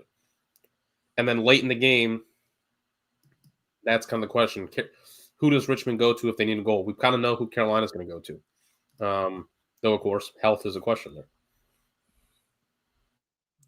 Yeah, I was just supposed to say, I don't know about Richmond coming in with nothing to lose. I think the standard's been raised now for the Spiders. They're a top 10 team heading into this tournament, and they're actually ranked ahead of Carolina. You got your season list. And Mark had this.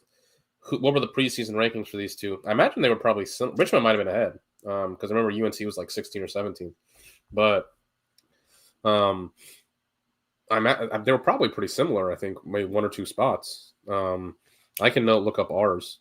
In the preseason, we had Richmond ranked. Here we go. We had Carolina ranked 17th and Richmond ranked 18th. And IL had, or USA, the coaches poll had Carolina 16th, Richmond 18th. The media poll had Carolina 16th and Richmond 20.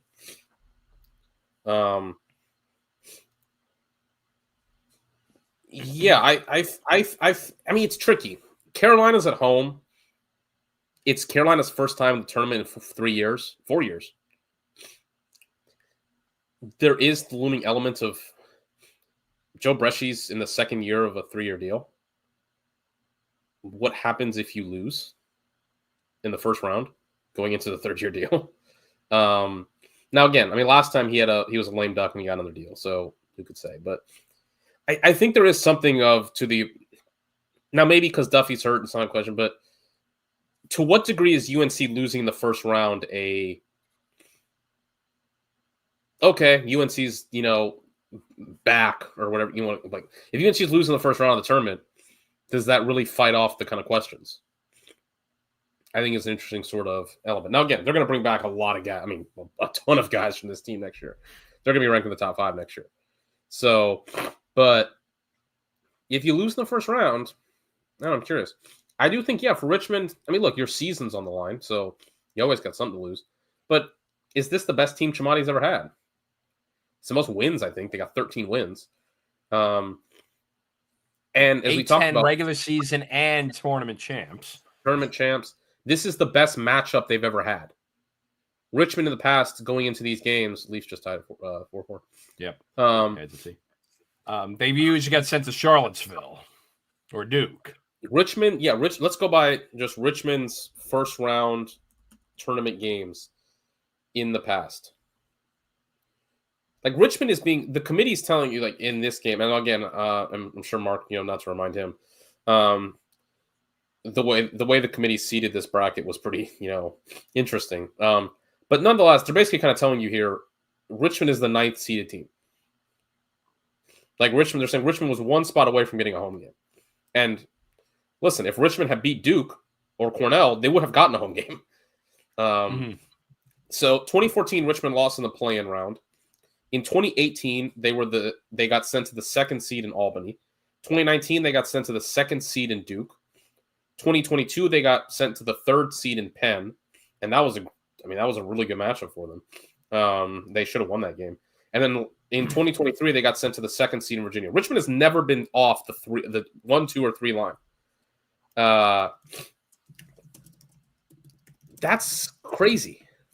I shouldn't say it's not crazy based on their kind of resumes and things like that. But when you consider the gulf in where they're positioned, this is the best match. I think it's actually kind of similar to Penn in 22. I don't think there's like a big gap between Penn and that Penn team and this Carolina team. But yeah, I think there is something to, hey, listen, we always been wondering with you, well, what if you didn't have to play like a Final Four caliber opponent in the first round? Could you do it? Well, now you have your answer. Mm-hmm. Like, this is the most winnable first round game you have had by. Again, I don't know by distance. I go back to the Penn game a lot, but that's the other team I look at. 22 Penn. That other Tremonti's best team is either this team or 2022. So, I think that I do think the pressure is. I always think it's a little bit more on Carolina, but look, Richmond's the trendy upset pick, aside from maybe Notre Dame, which some might not consider. Notre Dame's the favorite in that game. I'm pretty sure, based on I know that their favorite in DraftKings, and also Massey has Notre Dame as like a 3-goal favorite based on the computer rankings. So, and yeah, Mark's point, dude, Dan Tremonti wins this game, and any coach ranking done after the tournament is going to have him in the top 5. Like if Richmond wins this game, he's going to be considered. Good, he gets him to the Final Four. Like, I mean, that's just nothing. And so, yeah, the respect for him among coaches who don't have NCAA tournaments, he's probably no lower than 4th, I would say. Tam, obviously, and then he's right in that mix with Busick and Madeline. He might. A lot of people would probably tell you he's better than those guys. Mm-hmm. So, yeah, it's better than Alberici, you think, too? Oh, yeah. You think he's past Alberici at this juncture? Oh, yeah. Look, I mean, if you had to put your money on Dan Tremonti or Joe Alberici conference tournament weekend, who are you putting on? Yeah. Dan Tremonti, Richmond's won. That's honestly the big difference. Like, the Army thing has gotten a lot of play this week. And I think there's points on both sides, but Army's won 3 conference championships in Alberici's time there. Richmond's won 6 in like 12 years, and people are going to mention different leagues, things like that. Like, that's the point. They've done it across 3 different leagues, basically. So, yeah, look, I'm excited for this game. I think it's going to be competitive. I think it's going to go to the 4th quarter. But I think that's part of what makes it such a good game is that, as you mentioned, Richmond has earned people's respect and earned the move to a different level that we don't view this game as, oh, it's the plucky upstart Richmond. Like we're telling you're a top 10 team.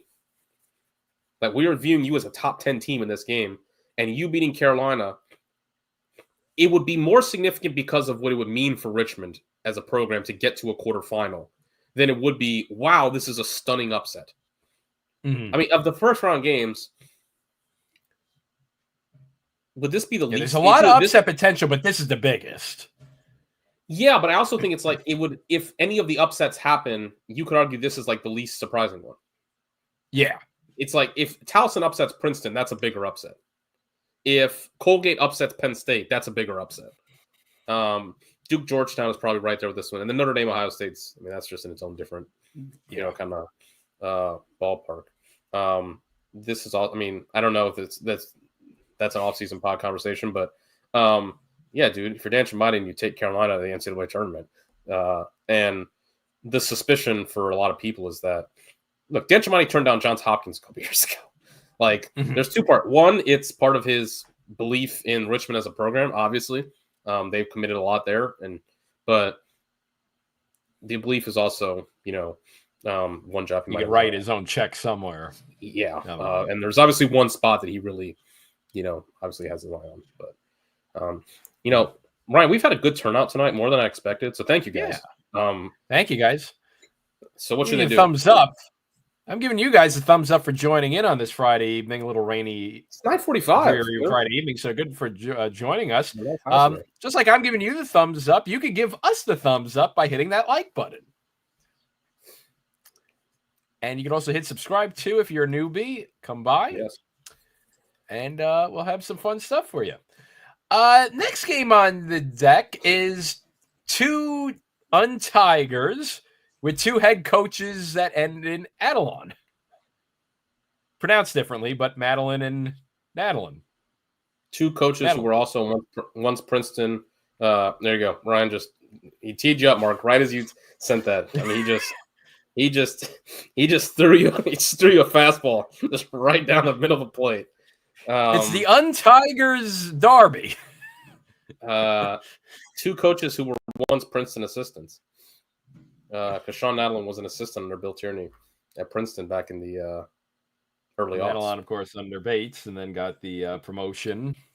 I remember when the Princeton head coaching search, the summer of 2016, we dined out on coaching carousel content for a summer. Oh, that fed us for months. We went into August with that stuff. It was great. The Corrigan Virginia thing was we did like weekly pods, just as like updates on the Corrigan. Yeah, the Virginia thing was just took on a life of its own.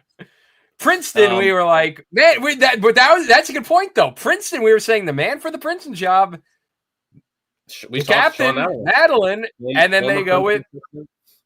And we were saying Madeline, and they said no, we're sticking with Madeline, and we were thinking, this seems like Princeton's kind of giving up their. Yeah, we were thinking Princeton's giving up this idea that they're ever going to be elite again, and guess what? Worked out for both sides. Towson's still a consistent tournament team, and Princeton's back at an elite level. They know it. Shout out Safe. He was the one who believed in Matt Madelon, and he one of his a great all-time call. But yeah, I believe I'm trying to remember if Madeline. I think he did interview for the Princeton job that summer. Somebody in the chat might have to look it up, but I believe there was at least interest in him. Or now, look, Sean Madelin's kind of like Chamati. There's a pretty decent list of jobs that he's turned down to stay at Towson.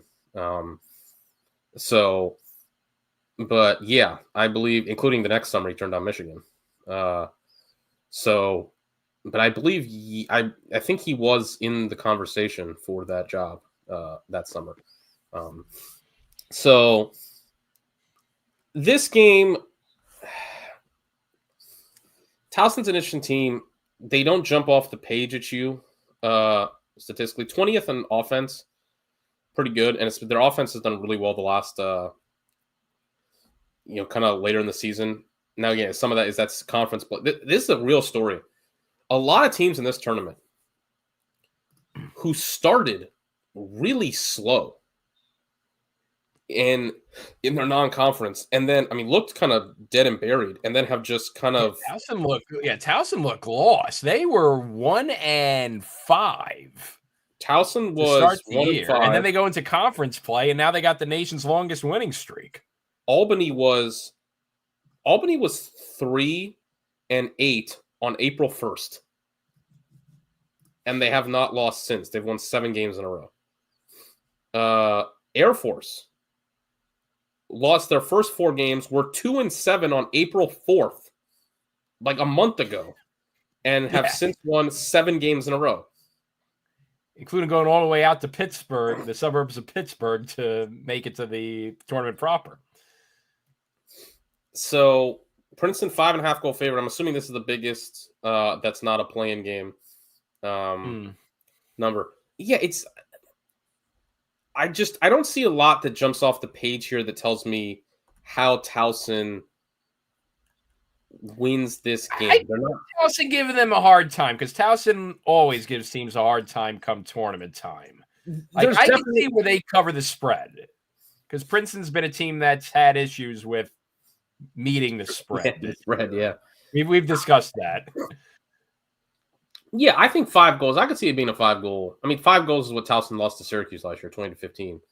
I mean, look, there's elements. Yeah, being a 4 or 5 goal game. Yeah, there's elements that Towson has in their favor. One, coach. You have a coach who's been to a Final Four who knows the NCAA tournament. They have NCAA tournament experience from last year, so they're not going to be awed by the stage or anything like that. Towson is always, as you mentioned, they're always a well-prepared team come the tournament. Towson is never, except for I think 2013 against Ohio State, they're never blown out in the tournament. You look at 2015 when they went to Notre Dame, the 1 seed that year gave Notre Dame a game for a long stretch in that one. I always kind of had some pointed thoughts for the officials in that game. 2016 they upset Denver in the first round and then go to Loyola in the quarterfinals, lost the tight one.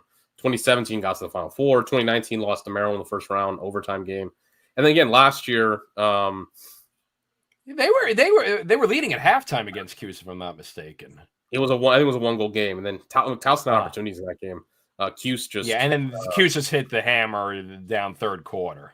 Yeah, and Towson just couldn't get saves. That's the concerning thing for me for Towson is the upset path. Princeton offense against that.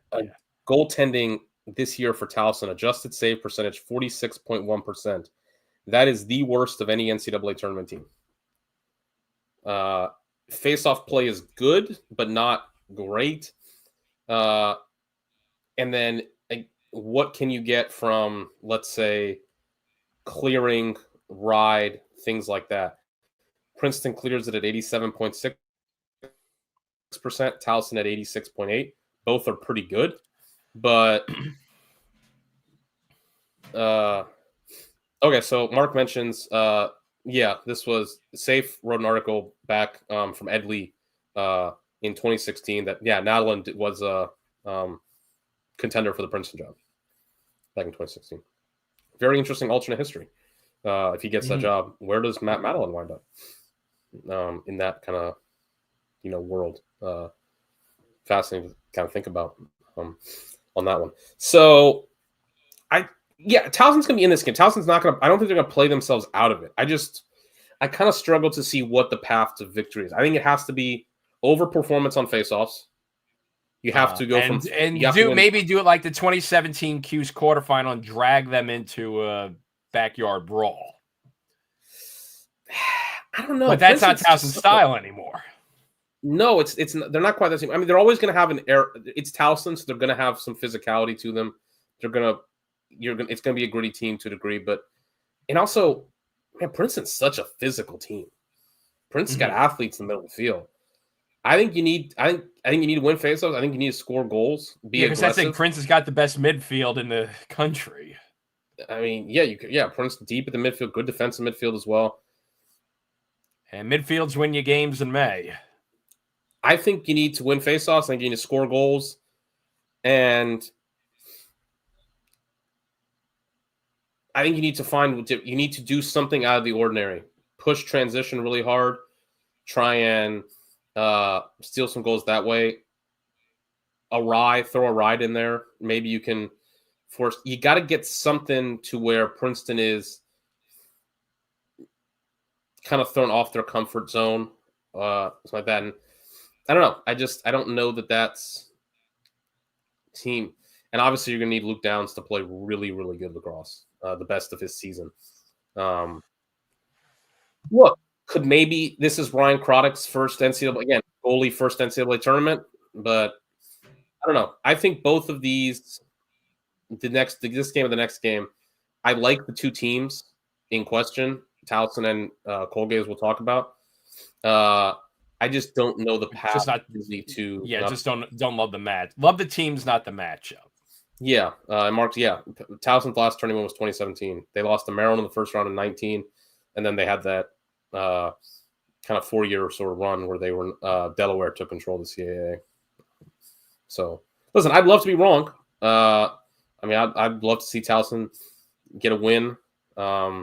Get back into a quarterfinal. I think it'd be awesome. It's unfortunate. There was a real things where I was a student immediately following the 2017 run, and I always remember going to that game, the midweek game against Loyola, when they won and they got to number 1 in the country. and that was such a great for a midweek game. It was such a great crowd, such a great. I remember seeing Joe Beninati there.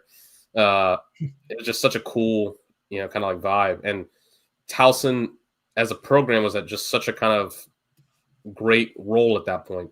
And the fans were into it. And Towson still, gets good support, but it does feel like with COVID hitting after that, and then they had a tough run. They haven't quite recaptured what they had then in terms of where the program was at locally and things like that. I think a win here against Princeton would really do that, get kind of the juice back. So I'd like to see it be. I think Princeton 16-11, something like that, in that range feels about right to me. I agree. I don't know they'll cover, but I think it'll be like right under it, 5 goals. All right. So that gets us to our other game, Colgate-Penn State, rematch of last year's epic upset in the beginning of the season. Also a rematch from this year when Penn State won 14-9 in the first game of the season on February the 1st, because nothing says lacrosse like February 1st in University Park, Pennsylvania. Jesus Christ, dude. Team from Hamilton, New York, and State College, Pennsylvania on February 1st. Oh, man. But yeah, I think this, as you've been saying, Colgate going to be a stingy team. The only issue is Penn State's already seen them. Yeah, if you're thinking what's Colgate's path to a victory, it goes through the 10-man ride. That 10-man ride that can just give teams hell. They get some team just completely caught up in we remember that Colgate-Virginia game at the beginning of the year that was like a hockey game with the number of shots and turnovers and hits and everything. That's what you want if you're Colgate. Get a team in just completely off their game. Like Colgate against an Ohio State team, but potentially if there was that matchup where Ohio State that doesn't play in transition, that plays like a half-court game. What if they had to play Colgate, who thrives in that kind of environment? The more you see the 10-man ride, the more accustomed you are to it. This is the third time Penn State has seen Colgate in 15 months. That's Colgate's advantage to Penn State. Penn State's used to it. They've scouted for all these teams, a week prep. How much can you? It's for an upset. It's something that the opponent is going to have to really adjust to. They're unfamiliar with. Think Bryant against Syracuse back in 2014. Now, granted, that was the second time Cuse had seen Bryant, but still, it was the face-off. The face-off. Yeah, and Bryant was in that whole game in 2013 as well because of the face-off disparity. Face-off, and then an offense that was ball control, chewed up clock, things like that. That's what I hate about this, and this is where the first-round rematch thing I think is really a bummer, because I do think this Colgate team, if you gave them a down matchup, I think it'd be interesting. Look, they're 13th in adjusted offensive efficiency. Dude, they've got some. I think we can talk our All-American team, which can come out. Liam Connor is the first-team All-American. Rory Connor, his brother, is also a big hitter. Hunter Druin, Turner. I mean, they've got. This is a good point from Mark. Penn State 9 days rest. Colgate's playing their 4th game in 10 days. Remember, Colgate had to play 3 games last week. And now coming back here.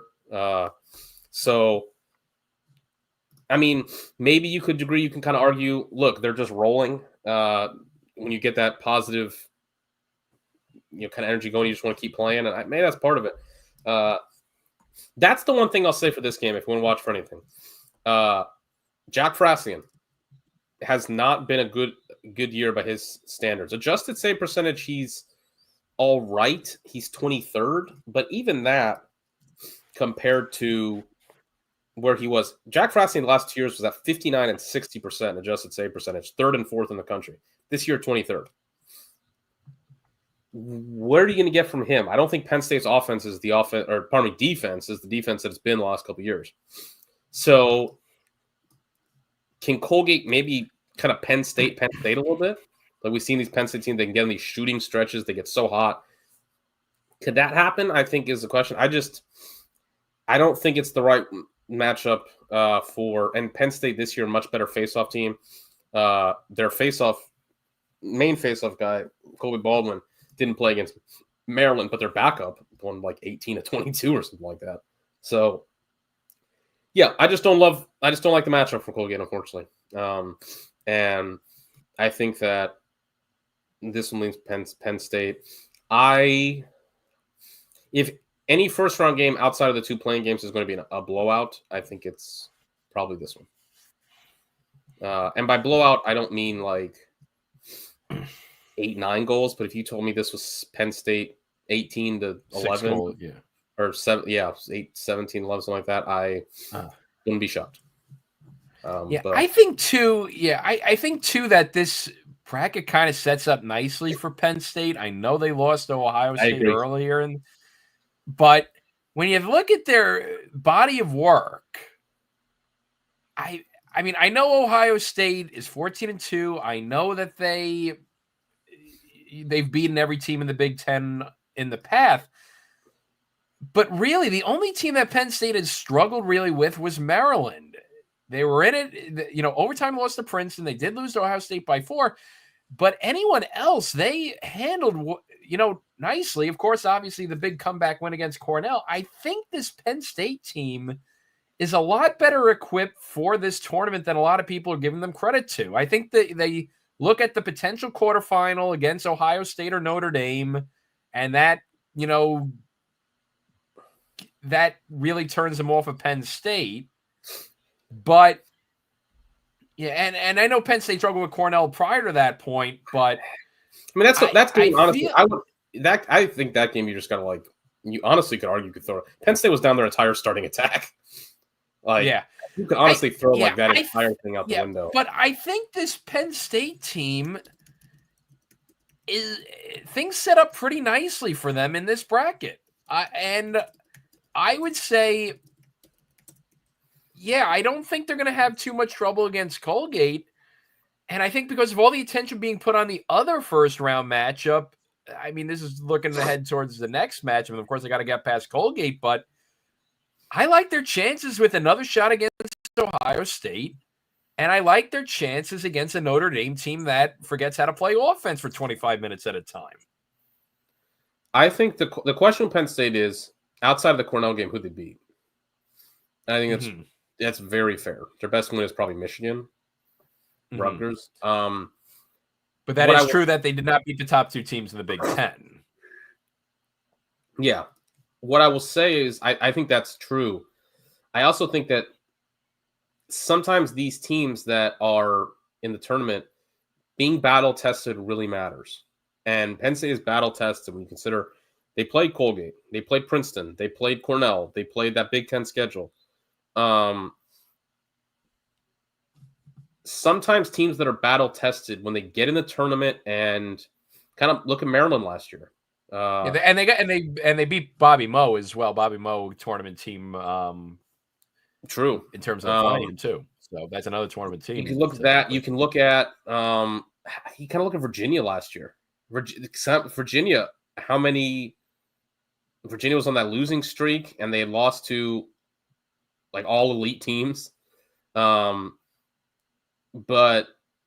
when you have that kind of battle test and that experience, and you get in the tournament environment, and I like for Penn State thing is the worry for them was to me a first round game. And if they got a bad matchup in the first round, they felt like a trendy upset pick. Now they didn't. I think they got a game they're going to win. And you get that team some confidence. You get TAMS a week to prep. I like TAMS the week to prep.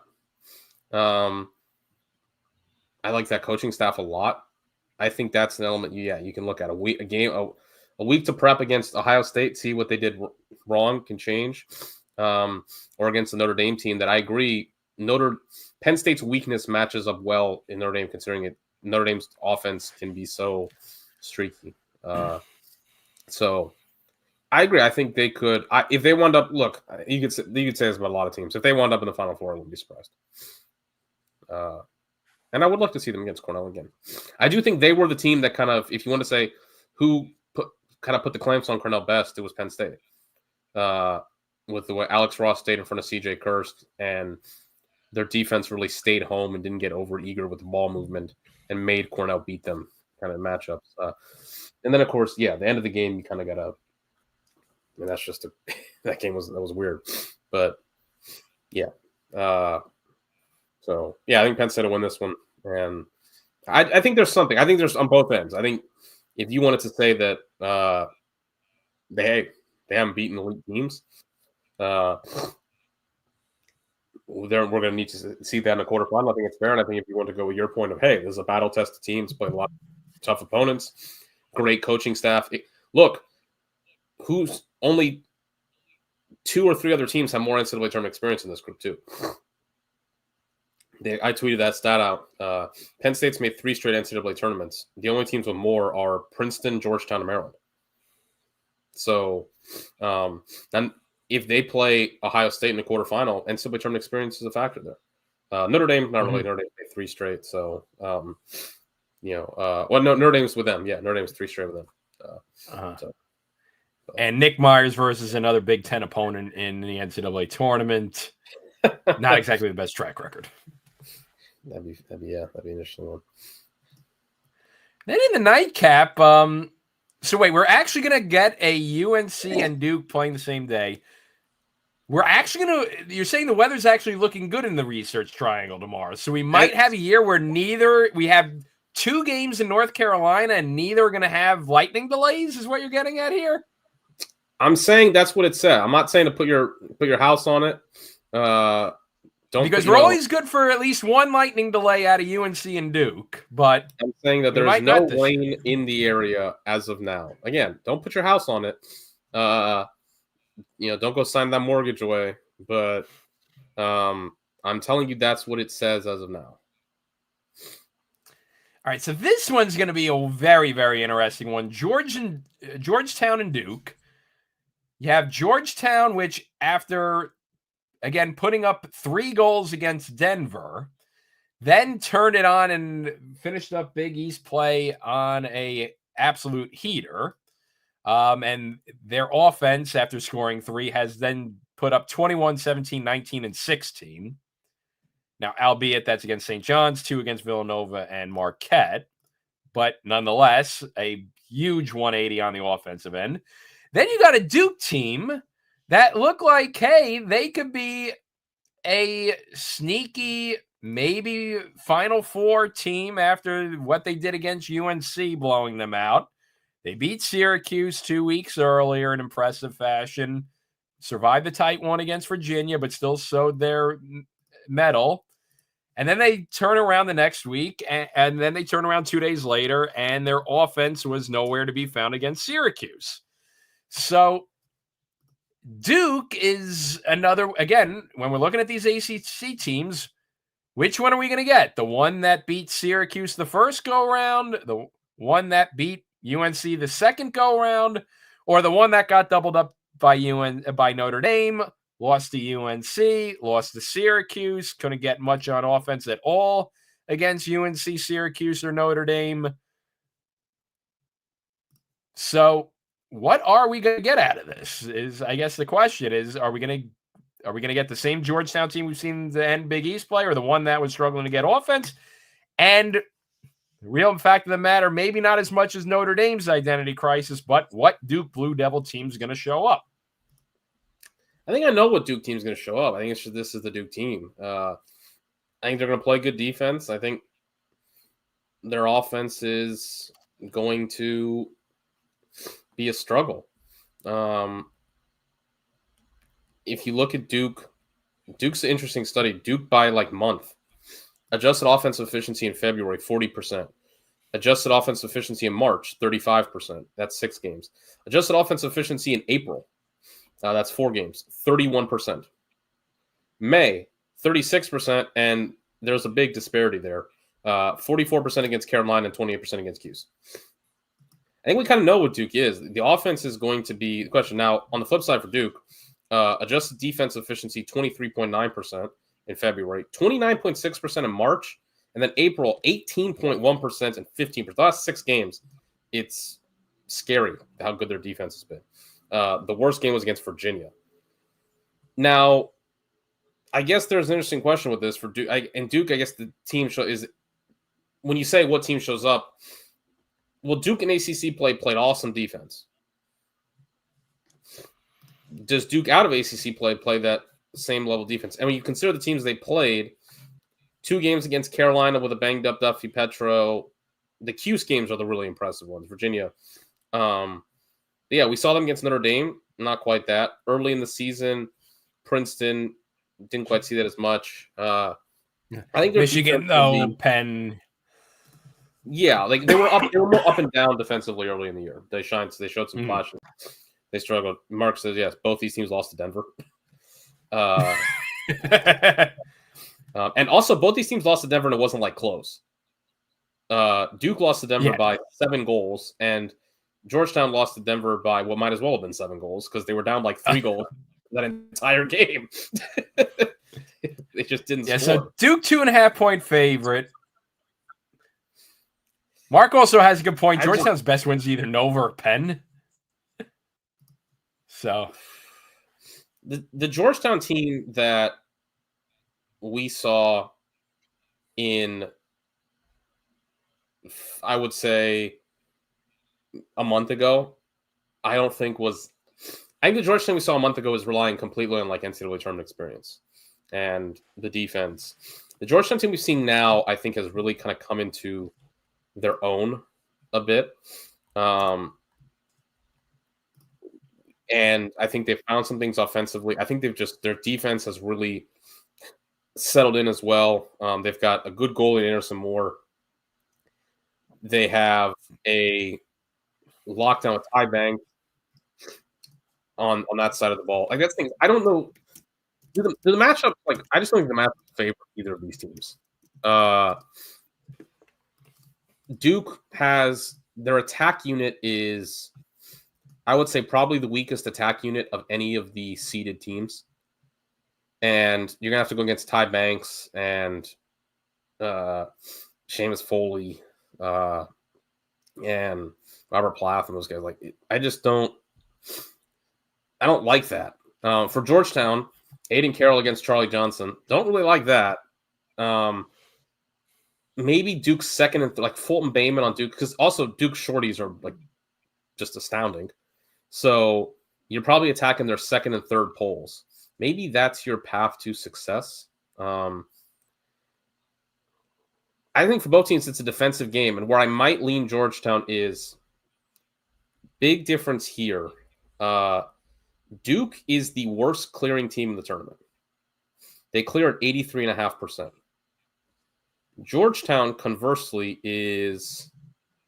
Geez, that's almost 1 out of every 5 clears is blown. Yeah, that's been a struggle for this Duke Blue Devil team.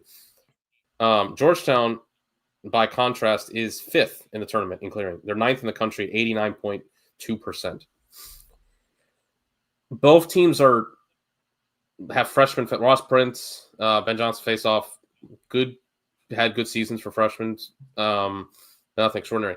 In a close game, in probably a defensive game as well, Duke fails 3 to 4 clears. Does that show up? Can Georgetown put in a ride maybe? But Duke, that's where I just kind of look at. And I think Duke's taken on this identity of a defensive team, but I know that's Georgetown. That's always Georgetown's identity. That's always what the Hoyas have been. Kevin Warren, they love that. And for Duke, it feels like there's going to be a 15 to 20 minute stretch in this game for probably both teams where they are not going to score. Who gets the most out of that 15 to 20 minute stretch, or when both teams' offenses has some momentum going, who gets the most out of it, I think is the question. And I don't know. I think this is a really even game. I just think you kind of look at different areas, and you probably. Yeah, I think it's Georgetown's last been, goal like, wins. shooting This is going to be volume. very tight. Yeah, I think it probably comes down to, and that's again where maybe you look at Duke with a clear and with turnovers. Does it kind of give Georgetown a couple more bites at the apple? And Georgetown's kind of been a shooting volume team this year. They've put a lot of leather on cage and always been accurate. That was especially a problem earlier in the year. But yeah, this feels 1 to 10 wins to me. Whoever gets there, if someone could get a big lead in this game, at some point maybe get out 3 to 4 nothing, I think that could be pretty pivotal. So yeah, my gut. Georgetown turns it over a little bit more. My gut, yes, Alaska wins. I think I lean the Hoyas a little bit. It's kind of like the way they're playing, and I think an offensive team that has struggles to Duke that doesn't clear the ball concerns me a bit. So, but yeah, either way, I think it's a 1-goal game. Mm-hmm. Well, if you like that analysis, hit that like button. Yeah. If you really liked it, subscribe. Oh, yeah. I'm going to make you subscribe to our bracket picks in a second. So our good pals at Lacrosse Reference put together the bracket challenge. We'll go over picks in 1 minute. I just want to go over real quick.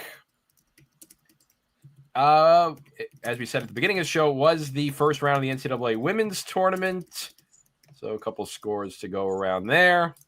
Yeah, not much in terms of upsets. Maryland kicks off with a 16-7 win over Fairfield. Yale 12-9 over Albany.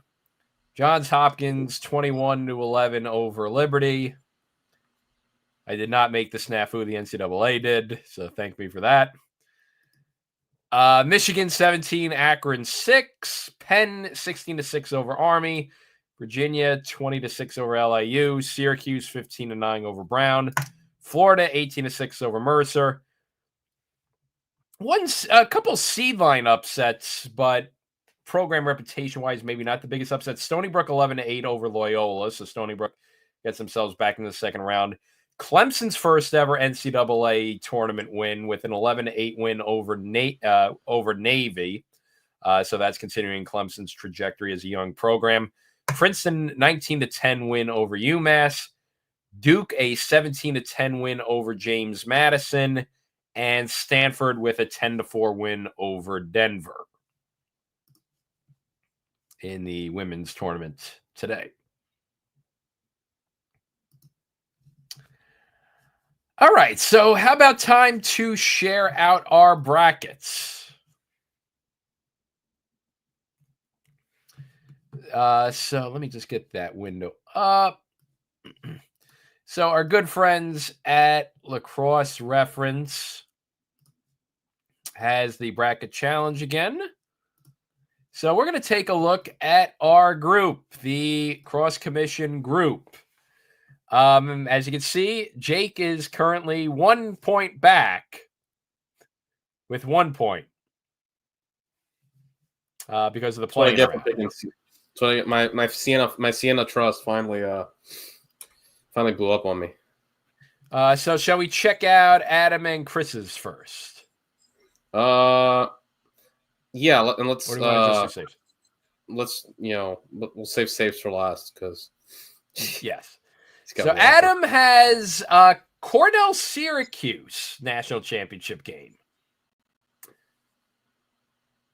guess he's buying Penn into State the Cornell Syracuse. What's up? And Penn State going to the Final Four as well. Yeah, so Cornell, Penn State, and Maryland, Syracuse is his Final Four. All chalk except for Notre Dame over Ohio State with the first round matchups. Next, we do have a celebrity pick. Celebrity guest in our group. We got the NHL and TNT's world famous researcher and punching bag Paul Bissonnette, Chris Jastrzemski. And let's take a look at his. He's got Cornell Richmond, Notre Dame Penn State, Maryland Duke, and Princeton Syracuse. His Final Four is Cornell Notre Dame and Maryland Syracuse, and then Cornell over Maryland in the national championship game. Intriguing. All right. So I both have. Yeah, sorry. As I said, both had Syracuse over Princeton. Then we go with mine. I got a lot of. I see a lot of carnage in the first round.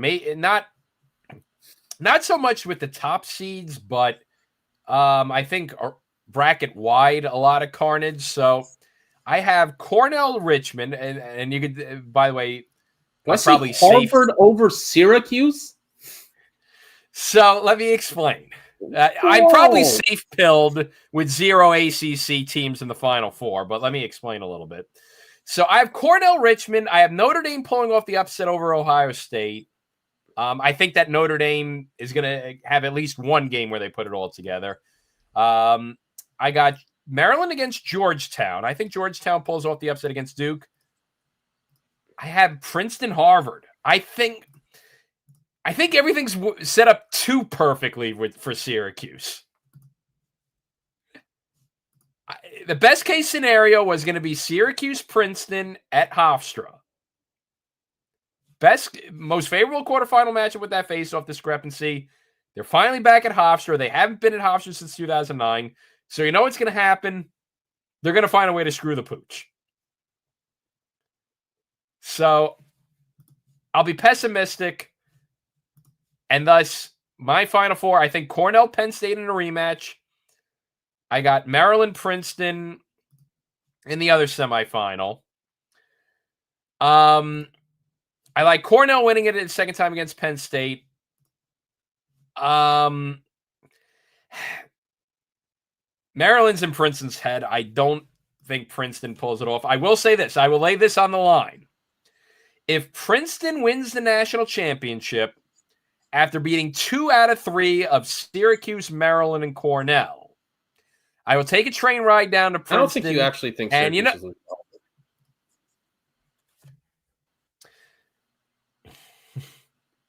I don't know. Syracuse has too much of a tendency to get off track at long periods of time. If that happens in an NCAA tournament game, they're done. In your heart of hearts, I 100% believe that you don't think Syracuse will be Princeton, but I don't think you actually think Syracuse will lose to Harvard. I don't buy that. This feels like a stealth reverse jinx. I don't think you believe Syracuse will lose to Harvard. I remember you in the group chat like 2 weeks ago. Like, I like that Harvard matchup. you psyoped yourself in the last 3 days. You loved the bracket a week ago. You're like, man, this is the best path. I really like this. Well, the other thing is the Islanders got the number 1 overall pick in the draft lottery. There's too much going my way. Tottenham's in the Europa League final. There's too much going right for me. There's too much going right for me.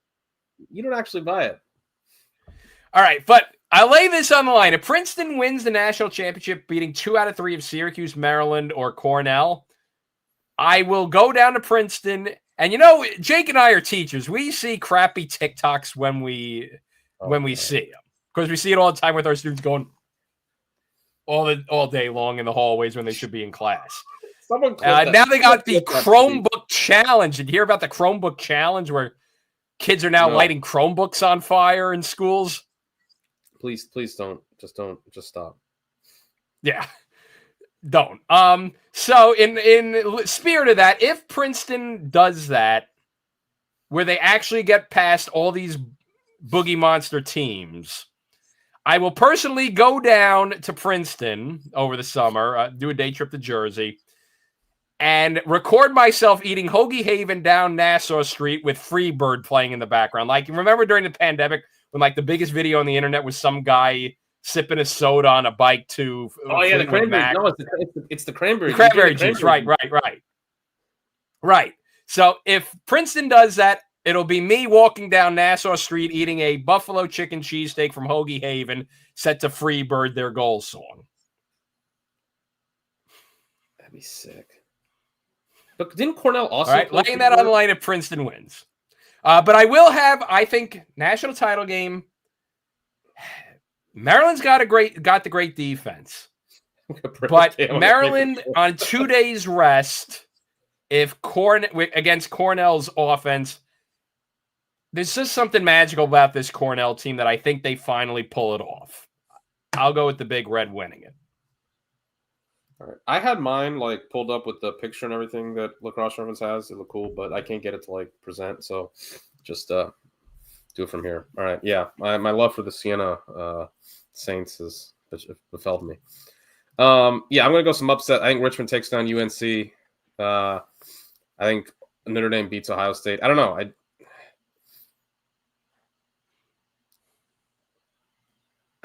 Ohio State played. It's maybe one of these things where peak a little bit early. How well they played in the Big Ten and tournament. I forgot to point out with the first Notre Dame Ohio State that they'll talk more about this tomorrow night. That was like Notre Dame's, outside the Syracuse games, probably Notre Dame's worst performance all year, and they still only lost by 1. Yeah, that was when we kind of were talking ourselves into them being, because, they don't look great, and their only losses are like 1 goal to Maryland and Ohio State. I think NCAA tournament experience for the Irish, it's a familiar matchup for Corrigan to prep for on a week. They know what they're going to see. So I'm going to go with Notre Dame. Penn State Colgate is pretty straightforward. I'm going to go Georgetown over Duke as well. So those upsets. Princeton over Towson. I got Cuse over Harvard. Quarterfinals, Cornell, Richmond. Yeah, again, I mentioned it. I think Cornell and Maryland, I'd be kind of shocked if neither of them, or either of them, one of the two, didn't make the Final Four. Notre Dame, Penn State, and Cuse, Princeton were the tough ones. I do like some aspects of the matchup for Penn State against Notre Dame, but I think if the Irish can get to the quarterfinals, I think they kind of carry that through. Man, I said Princeton Cuse. I'm still thinking about that one. I think it's a great path for Cuse. I don't know. There's just something about it that maybe it's because I've seen Princeton go to the Final Four more recently than Cuse. I just kind of like the tenacity and the. I think if that game gets down and dirty and in the muck, I just trust Princeton a little bit more. I think I know that the face-off thing is staring me in the face and it could easily blow up, but I just like Princeton's ability to grind a way through it if it comes to that. And quarterfinal games often do become grinds like that, or they become offensive explosions, in which case I kind of like Princeton's in that one too. So I don't know. It's faith in this Princeton team, the battle-tested.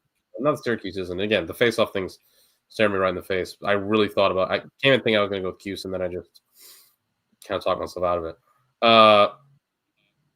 So Final Four from there. I think Notre Dame's kind of fairy or push for 3 ends. I don't know if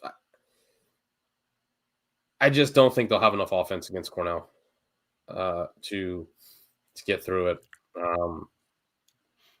I'll go with the Big Red. Maryland over Princeton. Tillman on a week prep. Familiar matchup. It's not the things I'd be concerned about for the Terps. I don't quite think are there. I think they'd face offs. They'll feel comfortable in that regard. Princeton's offense. I just think they're familiar with Princeton's offense enough that Princeton wouldn't get to a number that Maryland couldn't hit. So I'm going to go Cornell, Maryland in the title game. Maryland on Monday compared to Maryland with a week prep is always a different story. I've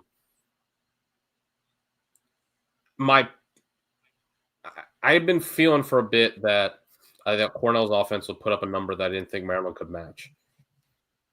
I just kind of view, if you look at Maryland's numbers, their offense was better in non-con play than it was in Big Ten play. Big Ten play, their offense was kind of a top 10-ish sort of unit. It was closer up towards the top 5 in how they played in non-conference play. And their defense also, the defense was better in Big Ten play as well. Their defense was pretty dang good, though, still in non-con.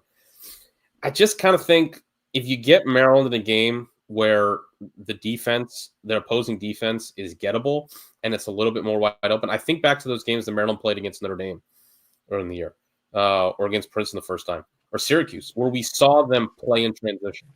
We saw them be able to play more open. And so I like that for Maryland. I could easily see Kurse kind of just going supernova. And maybe not. Like we know how Maryland's offense or defense likes to play. They like to take away the head of the snake where the offense flows through. For Cornell, that's not really anybody. They're just so tough to defend in that regard. But I think if you get Maryland in a more open game, I think their offense could kind of come alive, and I think I trust their defense enough. McNaney as well. So I'll go with the Terps. But Cornell, Maryland in the championship game, I feel pretty confident about. Who wins, I'm much less confident. Yeah, so you have Cornell, Maryland. I have Cornell, Maryland. Adam's got Cornell, Syracuse. And Chris has Cornell, Maryland. Yes. So 3 Cornell, 1 Maryland so far. Are we ready for the Safe Fakadu special? What is this? This is a work of... If you like this anticipation and drama in the build-up to this, hit the like button. It's a true artist at work here. This is commitment in convictions. That's conviction. Let that be a clue of where this is heading.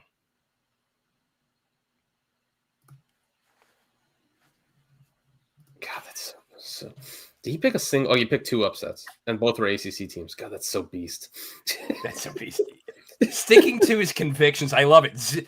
So yes, the 0 ACC teams is one bit, but let's go over his bracket. So Cornell, Richmond, Ohio State, Penn State, Maryland, Georgetown, and Princeton, Syracuse.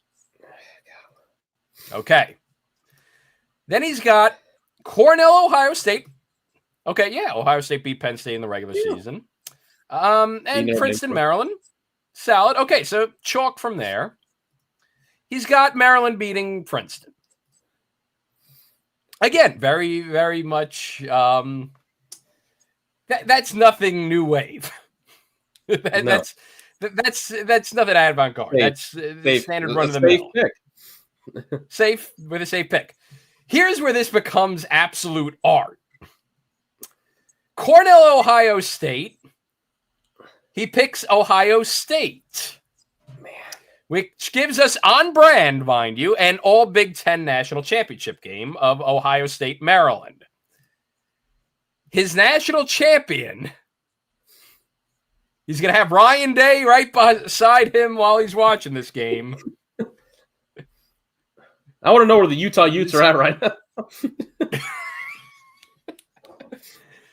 Just like nobody believed in Ryan Day come the start of the college football playoff, Safe will constantly remind us that nobody believed in Nick Myers and the Ohio State Buckeyes from day one, from the beginning of February. People were laughing at him for thinking Ohio State was going to go on a run.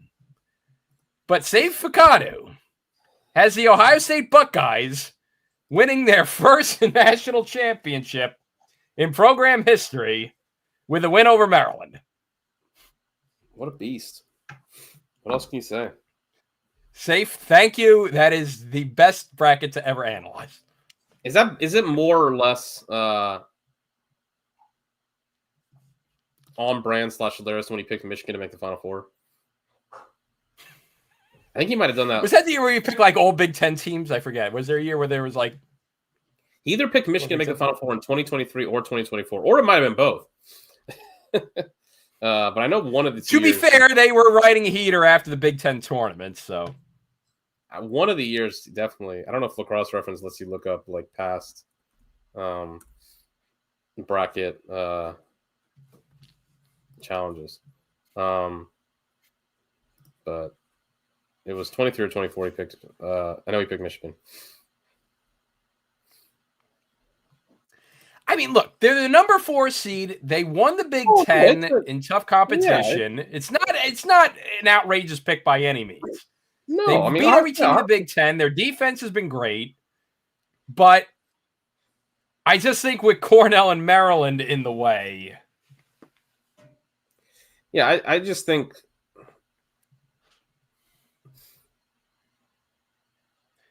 until I see them putting together,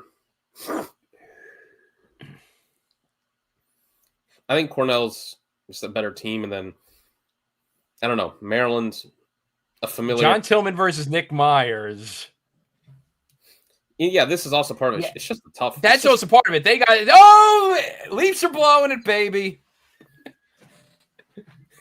Please tell me that was Marshawn. Please tell me that was Marshawn. Yeah, they got to go through. They would have to. Oh my God, it's Marshawn. That's so hilarious. Sorry for the hockey talk, but yeah, Ohio State, yeah, they got to go up against either Penn State or Notre Dame. Does anyone else have to beat you could argue 4 top 10 teams to win the title? Because you've got Notre Dame, I think we could argue is a top 10 team. Penn State's 5th seed. Cornell probably is the 1 seed. And then, I mean, unless it's Georgetown on the bottom half of the bracket or Harvard, I think you could argue they have to play 4 top 10 teams. Maryland would have to play. Maryland, Cornell don't have to.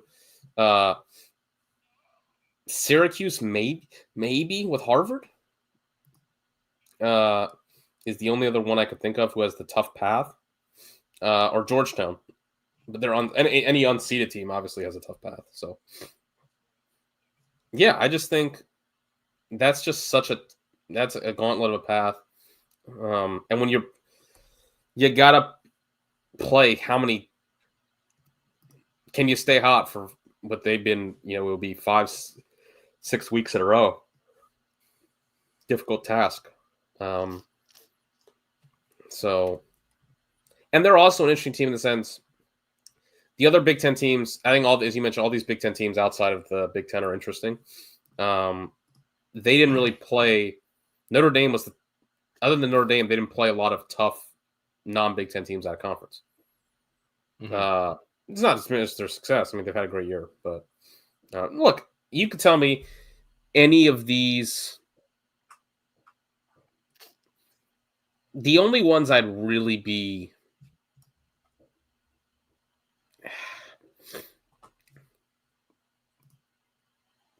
shocked if Cornell doesn't make the Final Four. Maryland, if you could convince me if they have another day where their offense just doesn't show up, I could see them maybe getting sniped, but you're going to it's going to be a hard time to convince me that Maryland would lose quarterfinal otherwise. But if you really, really try hard enough, you could convince me that. Quarterfinal in Annapolis too is just. Yeah, it's a death sentence for whoever has to play Maryland if it's in Annapolis. But if you really tried hard enough about that, but I think anyone else could be sniped. But Cornell and Maryland, it's extremely difficult to see them lose before Memorial Day weekend. Of the 8 seeded teams, I could see any of them winning the title except for UNC. UNC, yeah, I can't see UNC winning. I don't know. I just don't know if I can see UNC playing that well for 4 games. If you told me could Duke's defense get them, I guess Duke too. I don't know. Duke against Danowski. Never count out touchdown John Danowski. I'm just thinking, but Duke's still, offense, I don't know if this team is. I just don't know if Duke's offense can get 4. I don't think they can get 4 straight games out of that offense. So, and while Carolina, conversely, I think they would need 4 great games out of their offense, and I don't know if they have the gas in the tank to do that. So, any of the top 6 seeds, if you told me they're going to win the title, I'd say yeah, I can see it. There's different degrees of that. But also, to be fair to say, my bracket also has 0 ACC teams in the Final Four. So, I think this is fair. 7 that feel like they have a shot. Top 6 in Notre Dame. I agree. I think that's your national title contender tier. That's my feeling. Yeah, the top 6 and then Notre Dame, I think, are teams that really, again, you got to think they got to put 4 games together. And who can put 4 games together? I feel like it's those teams. All right, man, that was a fun show. And the good news is we get to do it again tomorrow. So weekend schedule tomorrow. We'll go again. I don't know if you can hear my voice is a little raspy, so hopefully I'll be good to go tomorrow. Yeah. But yeah, we're gonna go tomorrow night. Nothing for Sunday. We got Mother's Day commitments. Thank you. So Power Hour, we're gonna go after Duke Georgetown goes final, or if it's a blowout, we'll go in the fourth quarter. So late night after dark. Yes, college cross commission college course after dark. Let's say, Duke Georgetown probably ends at what, 10 o'clock? So round about 10 o'clock is your start time tomorrow. As soon as Georgetown Duke goes final, go from your TV to your monitor or pull it up on your TV. You can pull up YouTube on your TV. Yeah, you can pull it up on YouTube. One other bet though, going back to Safe's bracket one last time, the work of art. I will say this: I am going on a vacation to hit up some Central Division ballparks. Having a layover in Columbus. If Safe's bracket comes true and Ohio State wins the national title, again, in the spirit of Jake and I having to deal with students making the worst TikTok videos ever, if Ohio State actually wins the national championship, I will be on the campus of Ohio State. If they win, I will make a terrible TikTok-inspired video of me doing a terrible TikTok dance to the song that they play in the Big Ten map commercial. I want to live forever. Forever on a boat out in the sea. Terrible TikTok-inspired thing. So if you like that idea, hit the like button. And if you wanted to see it as soon as it drops, hit the subscribe button. You'll have to wait a little while this summer. But again, Princeton and Ohio State are your two teams if you want the memes.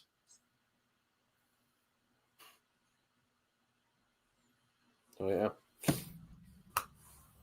And you can always join the conversation with us during the games. Twitter at college_cross. Yes. Will be our hub for all our takes. Be live. Follow me at Ryan McD29. We will be live tomorrow. We will be live quarterfinal Saturday. And I'll be at Hofstra, so I'll join in on my way back. Maybe quarterfinal Sunday. We'll see. Last year, we did a Monday show where basically Safe and Chris were in morning. But yes, I'll be coming back from Annapolis Sunday, so we'll see. But definitely, probably quarterfinal Saturday and Sunday. Maybe a little later after and I mean those are early, so we have time. But maybe waiting for Ryan to get back, or listen, I'm only about 10 minutes away from Hofstra. Yeah. Listen, man, if Cuse beats Princeton to go to the Final Four, we might just have Ryan go live, there on the scene. Just start interviewing people.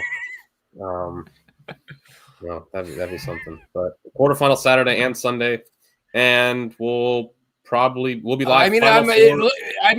Not to blow someone up spot, but special guest. I don't know. Someone that we're close with tweeted about overrating one of Philly's cheesesteak places again. That's within driving distance. So if he's there, imagine the content. Final Four Saturday, we'll be live. And then depending on what happens Memorial Day, Safe is going to be at the airport Memorial Day.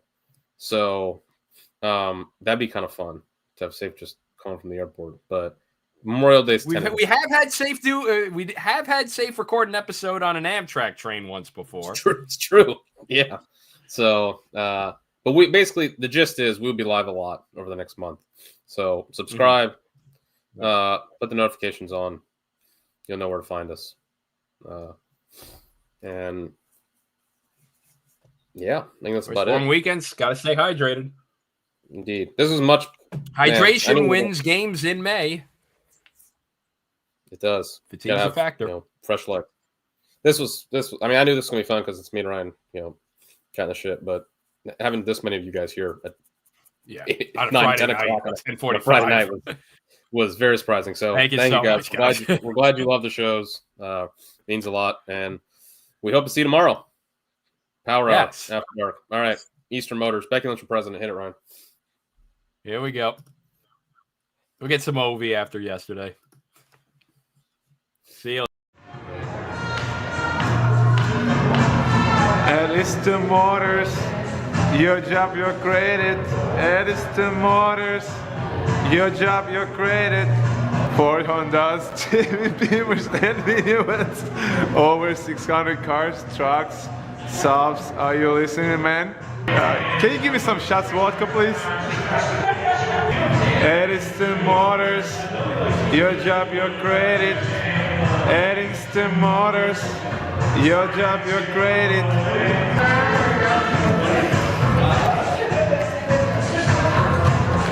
It's gonna be on YouTube for sure. For sure, man. I'm gonna kill you.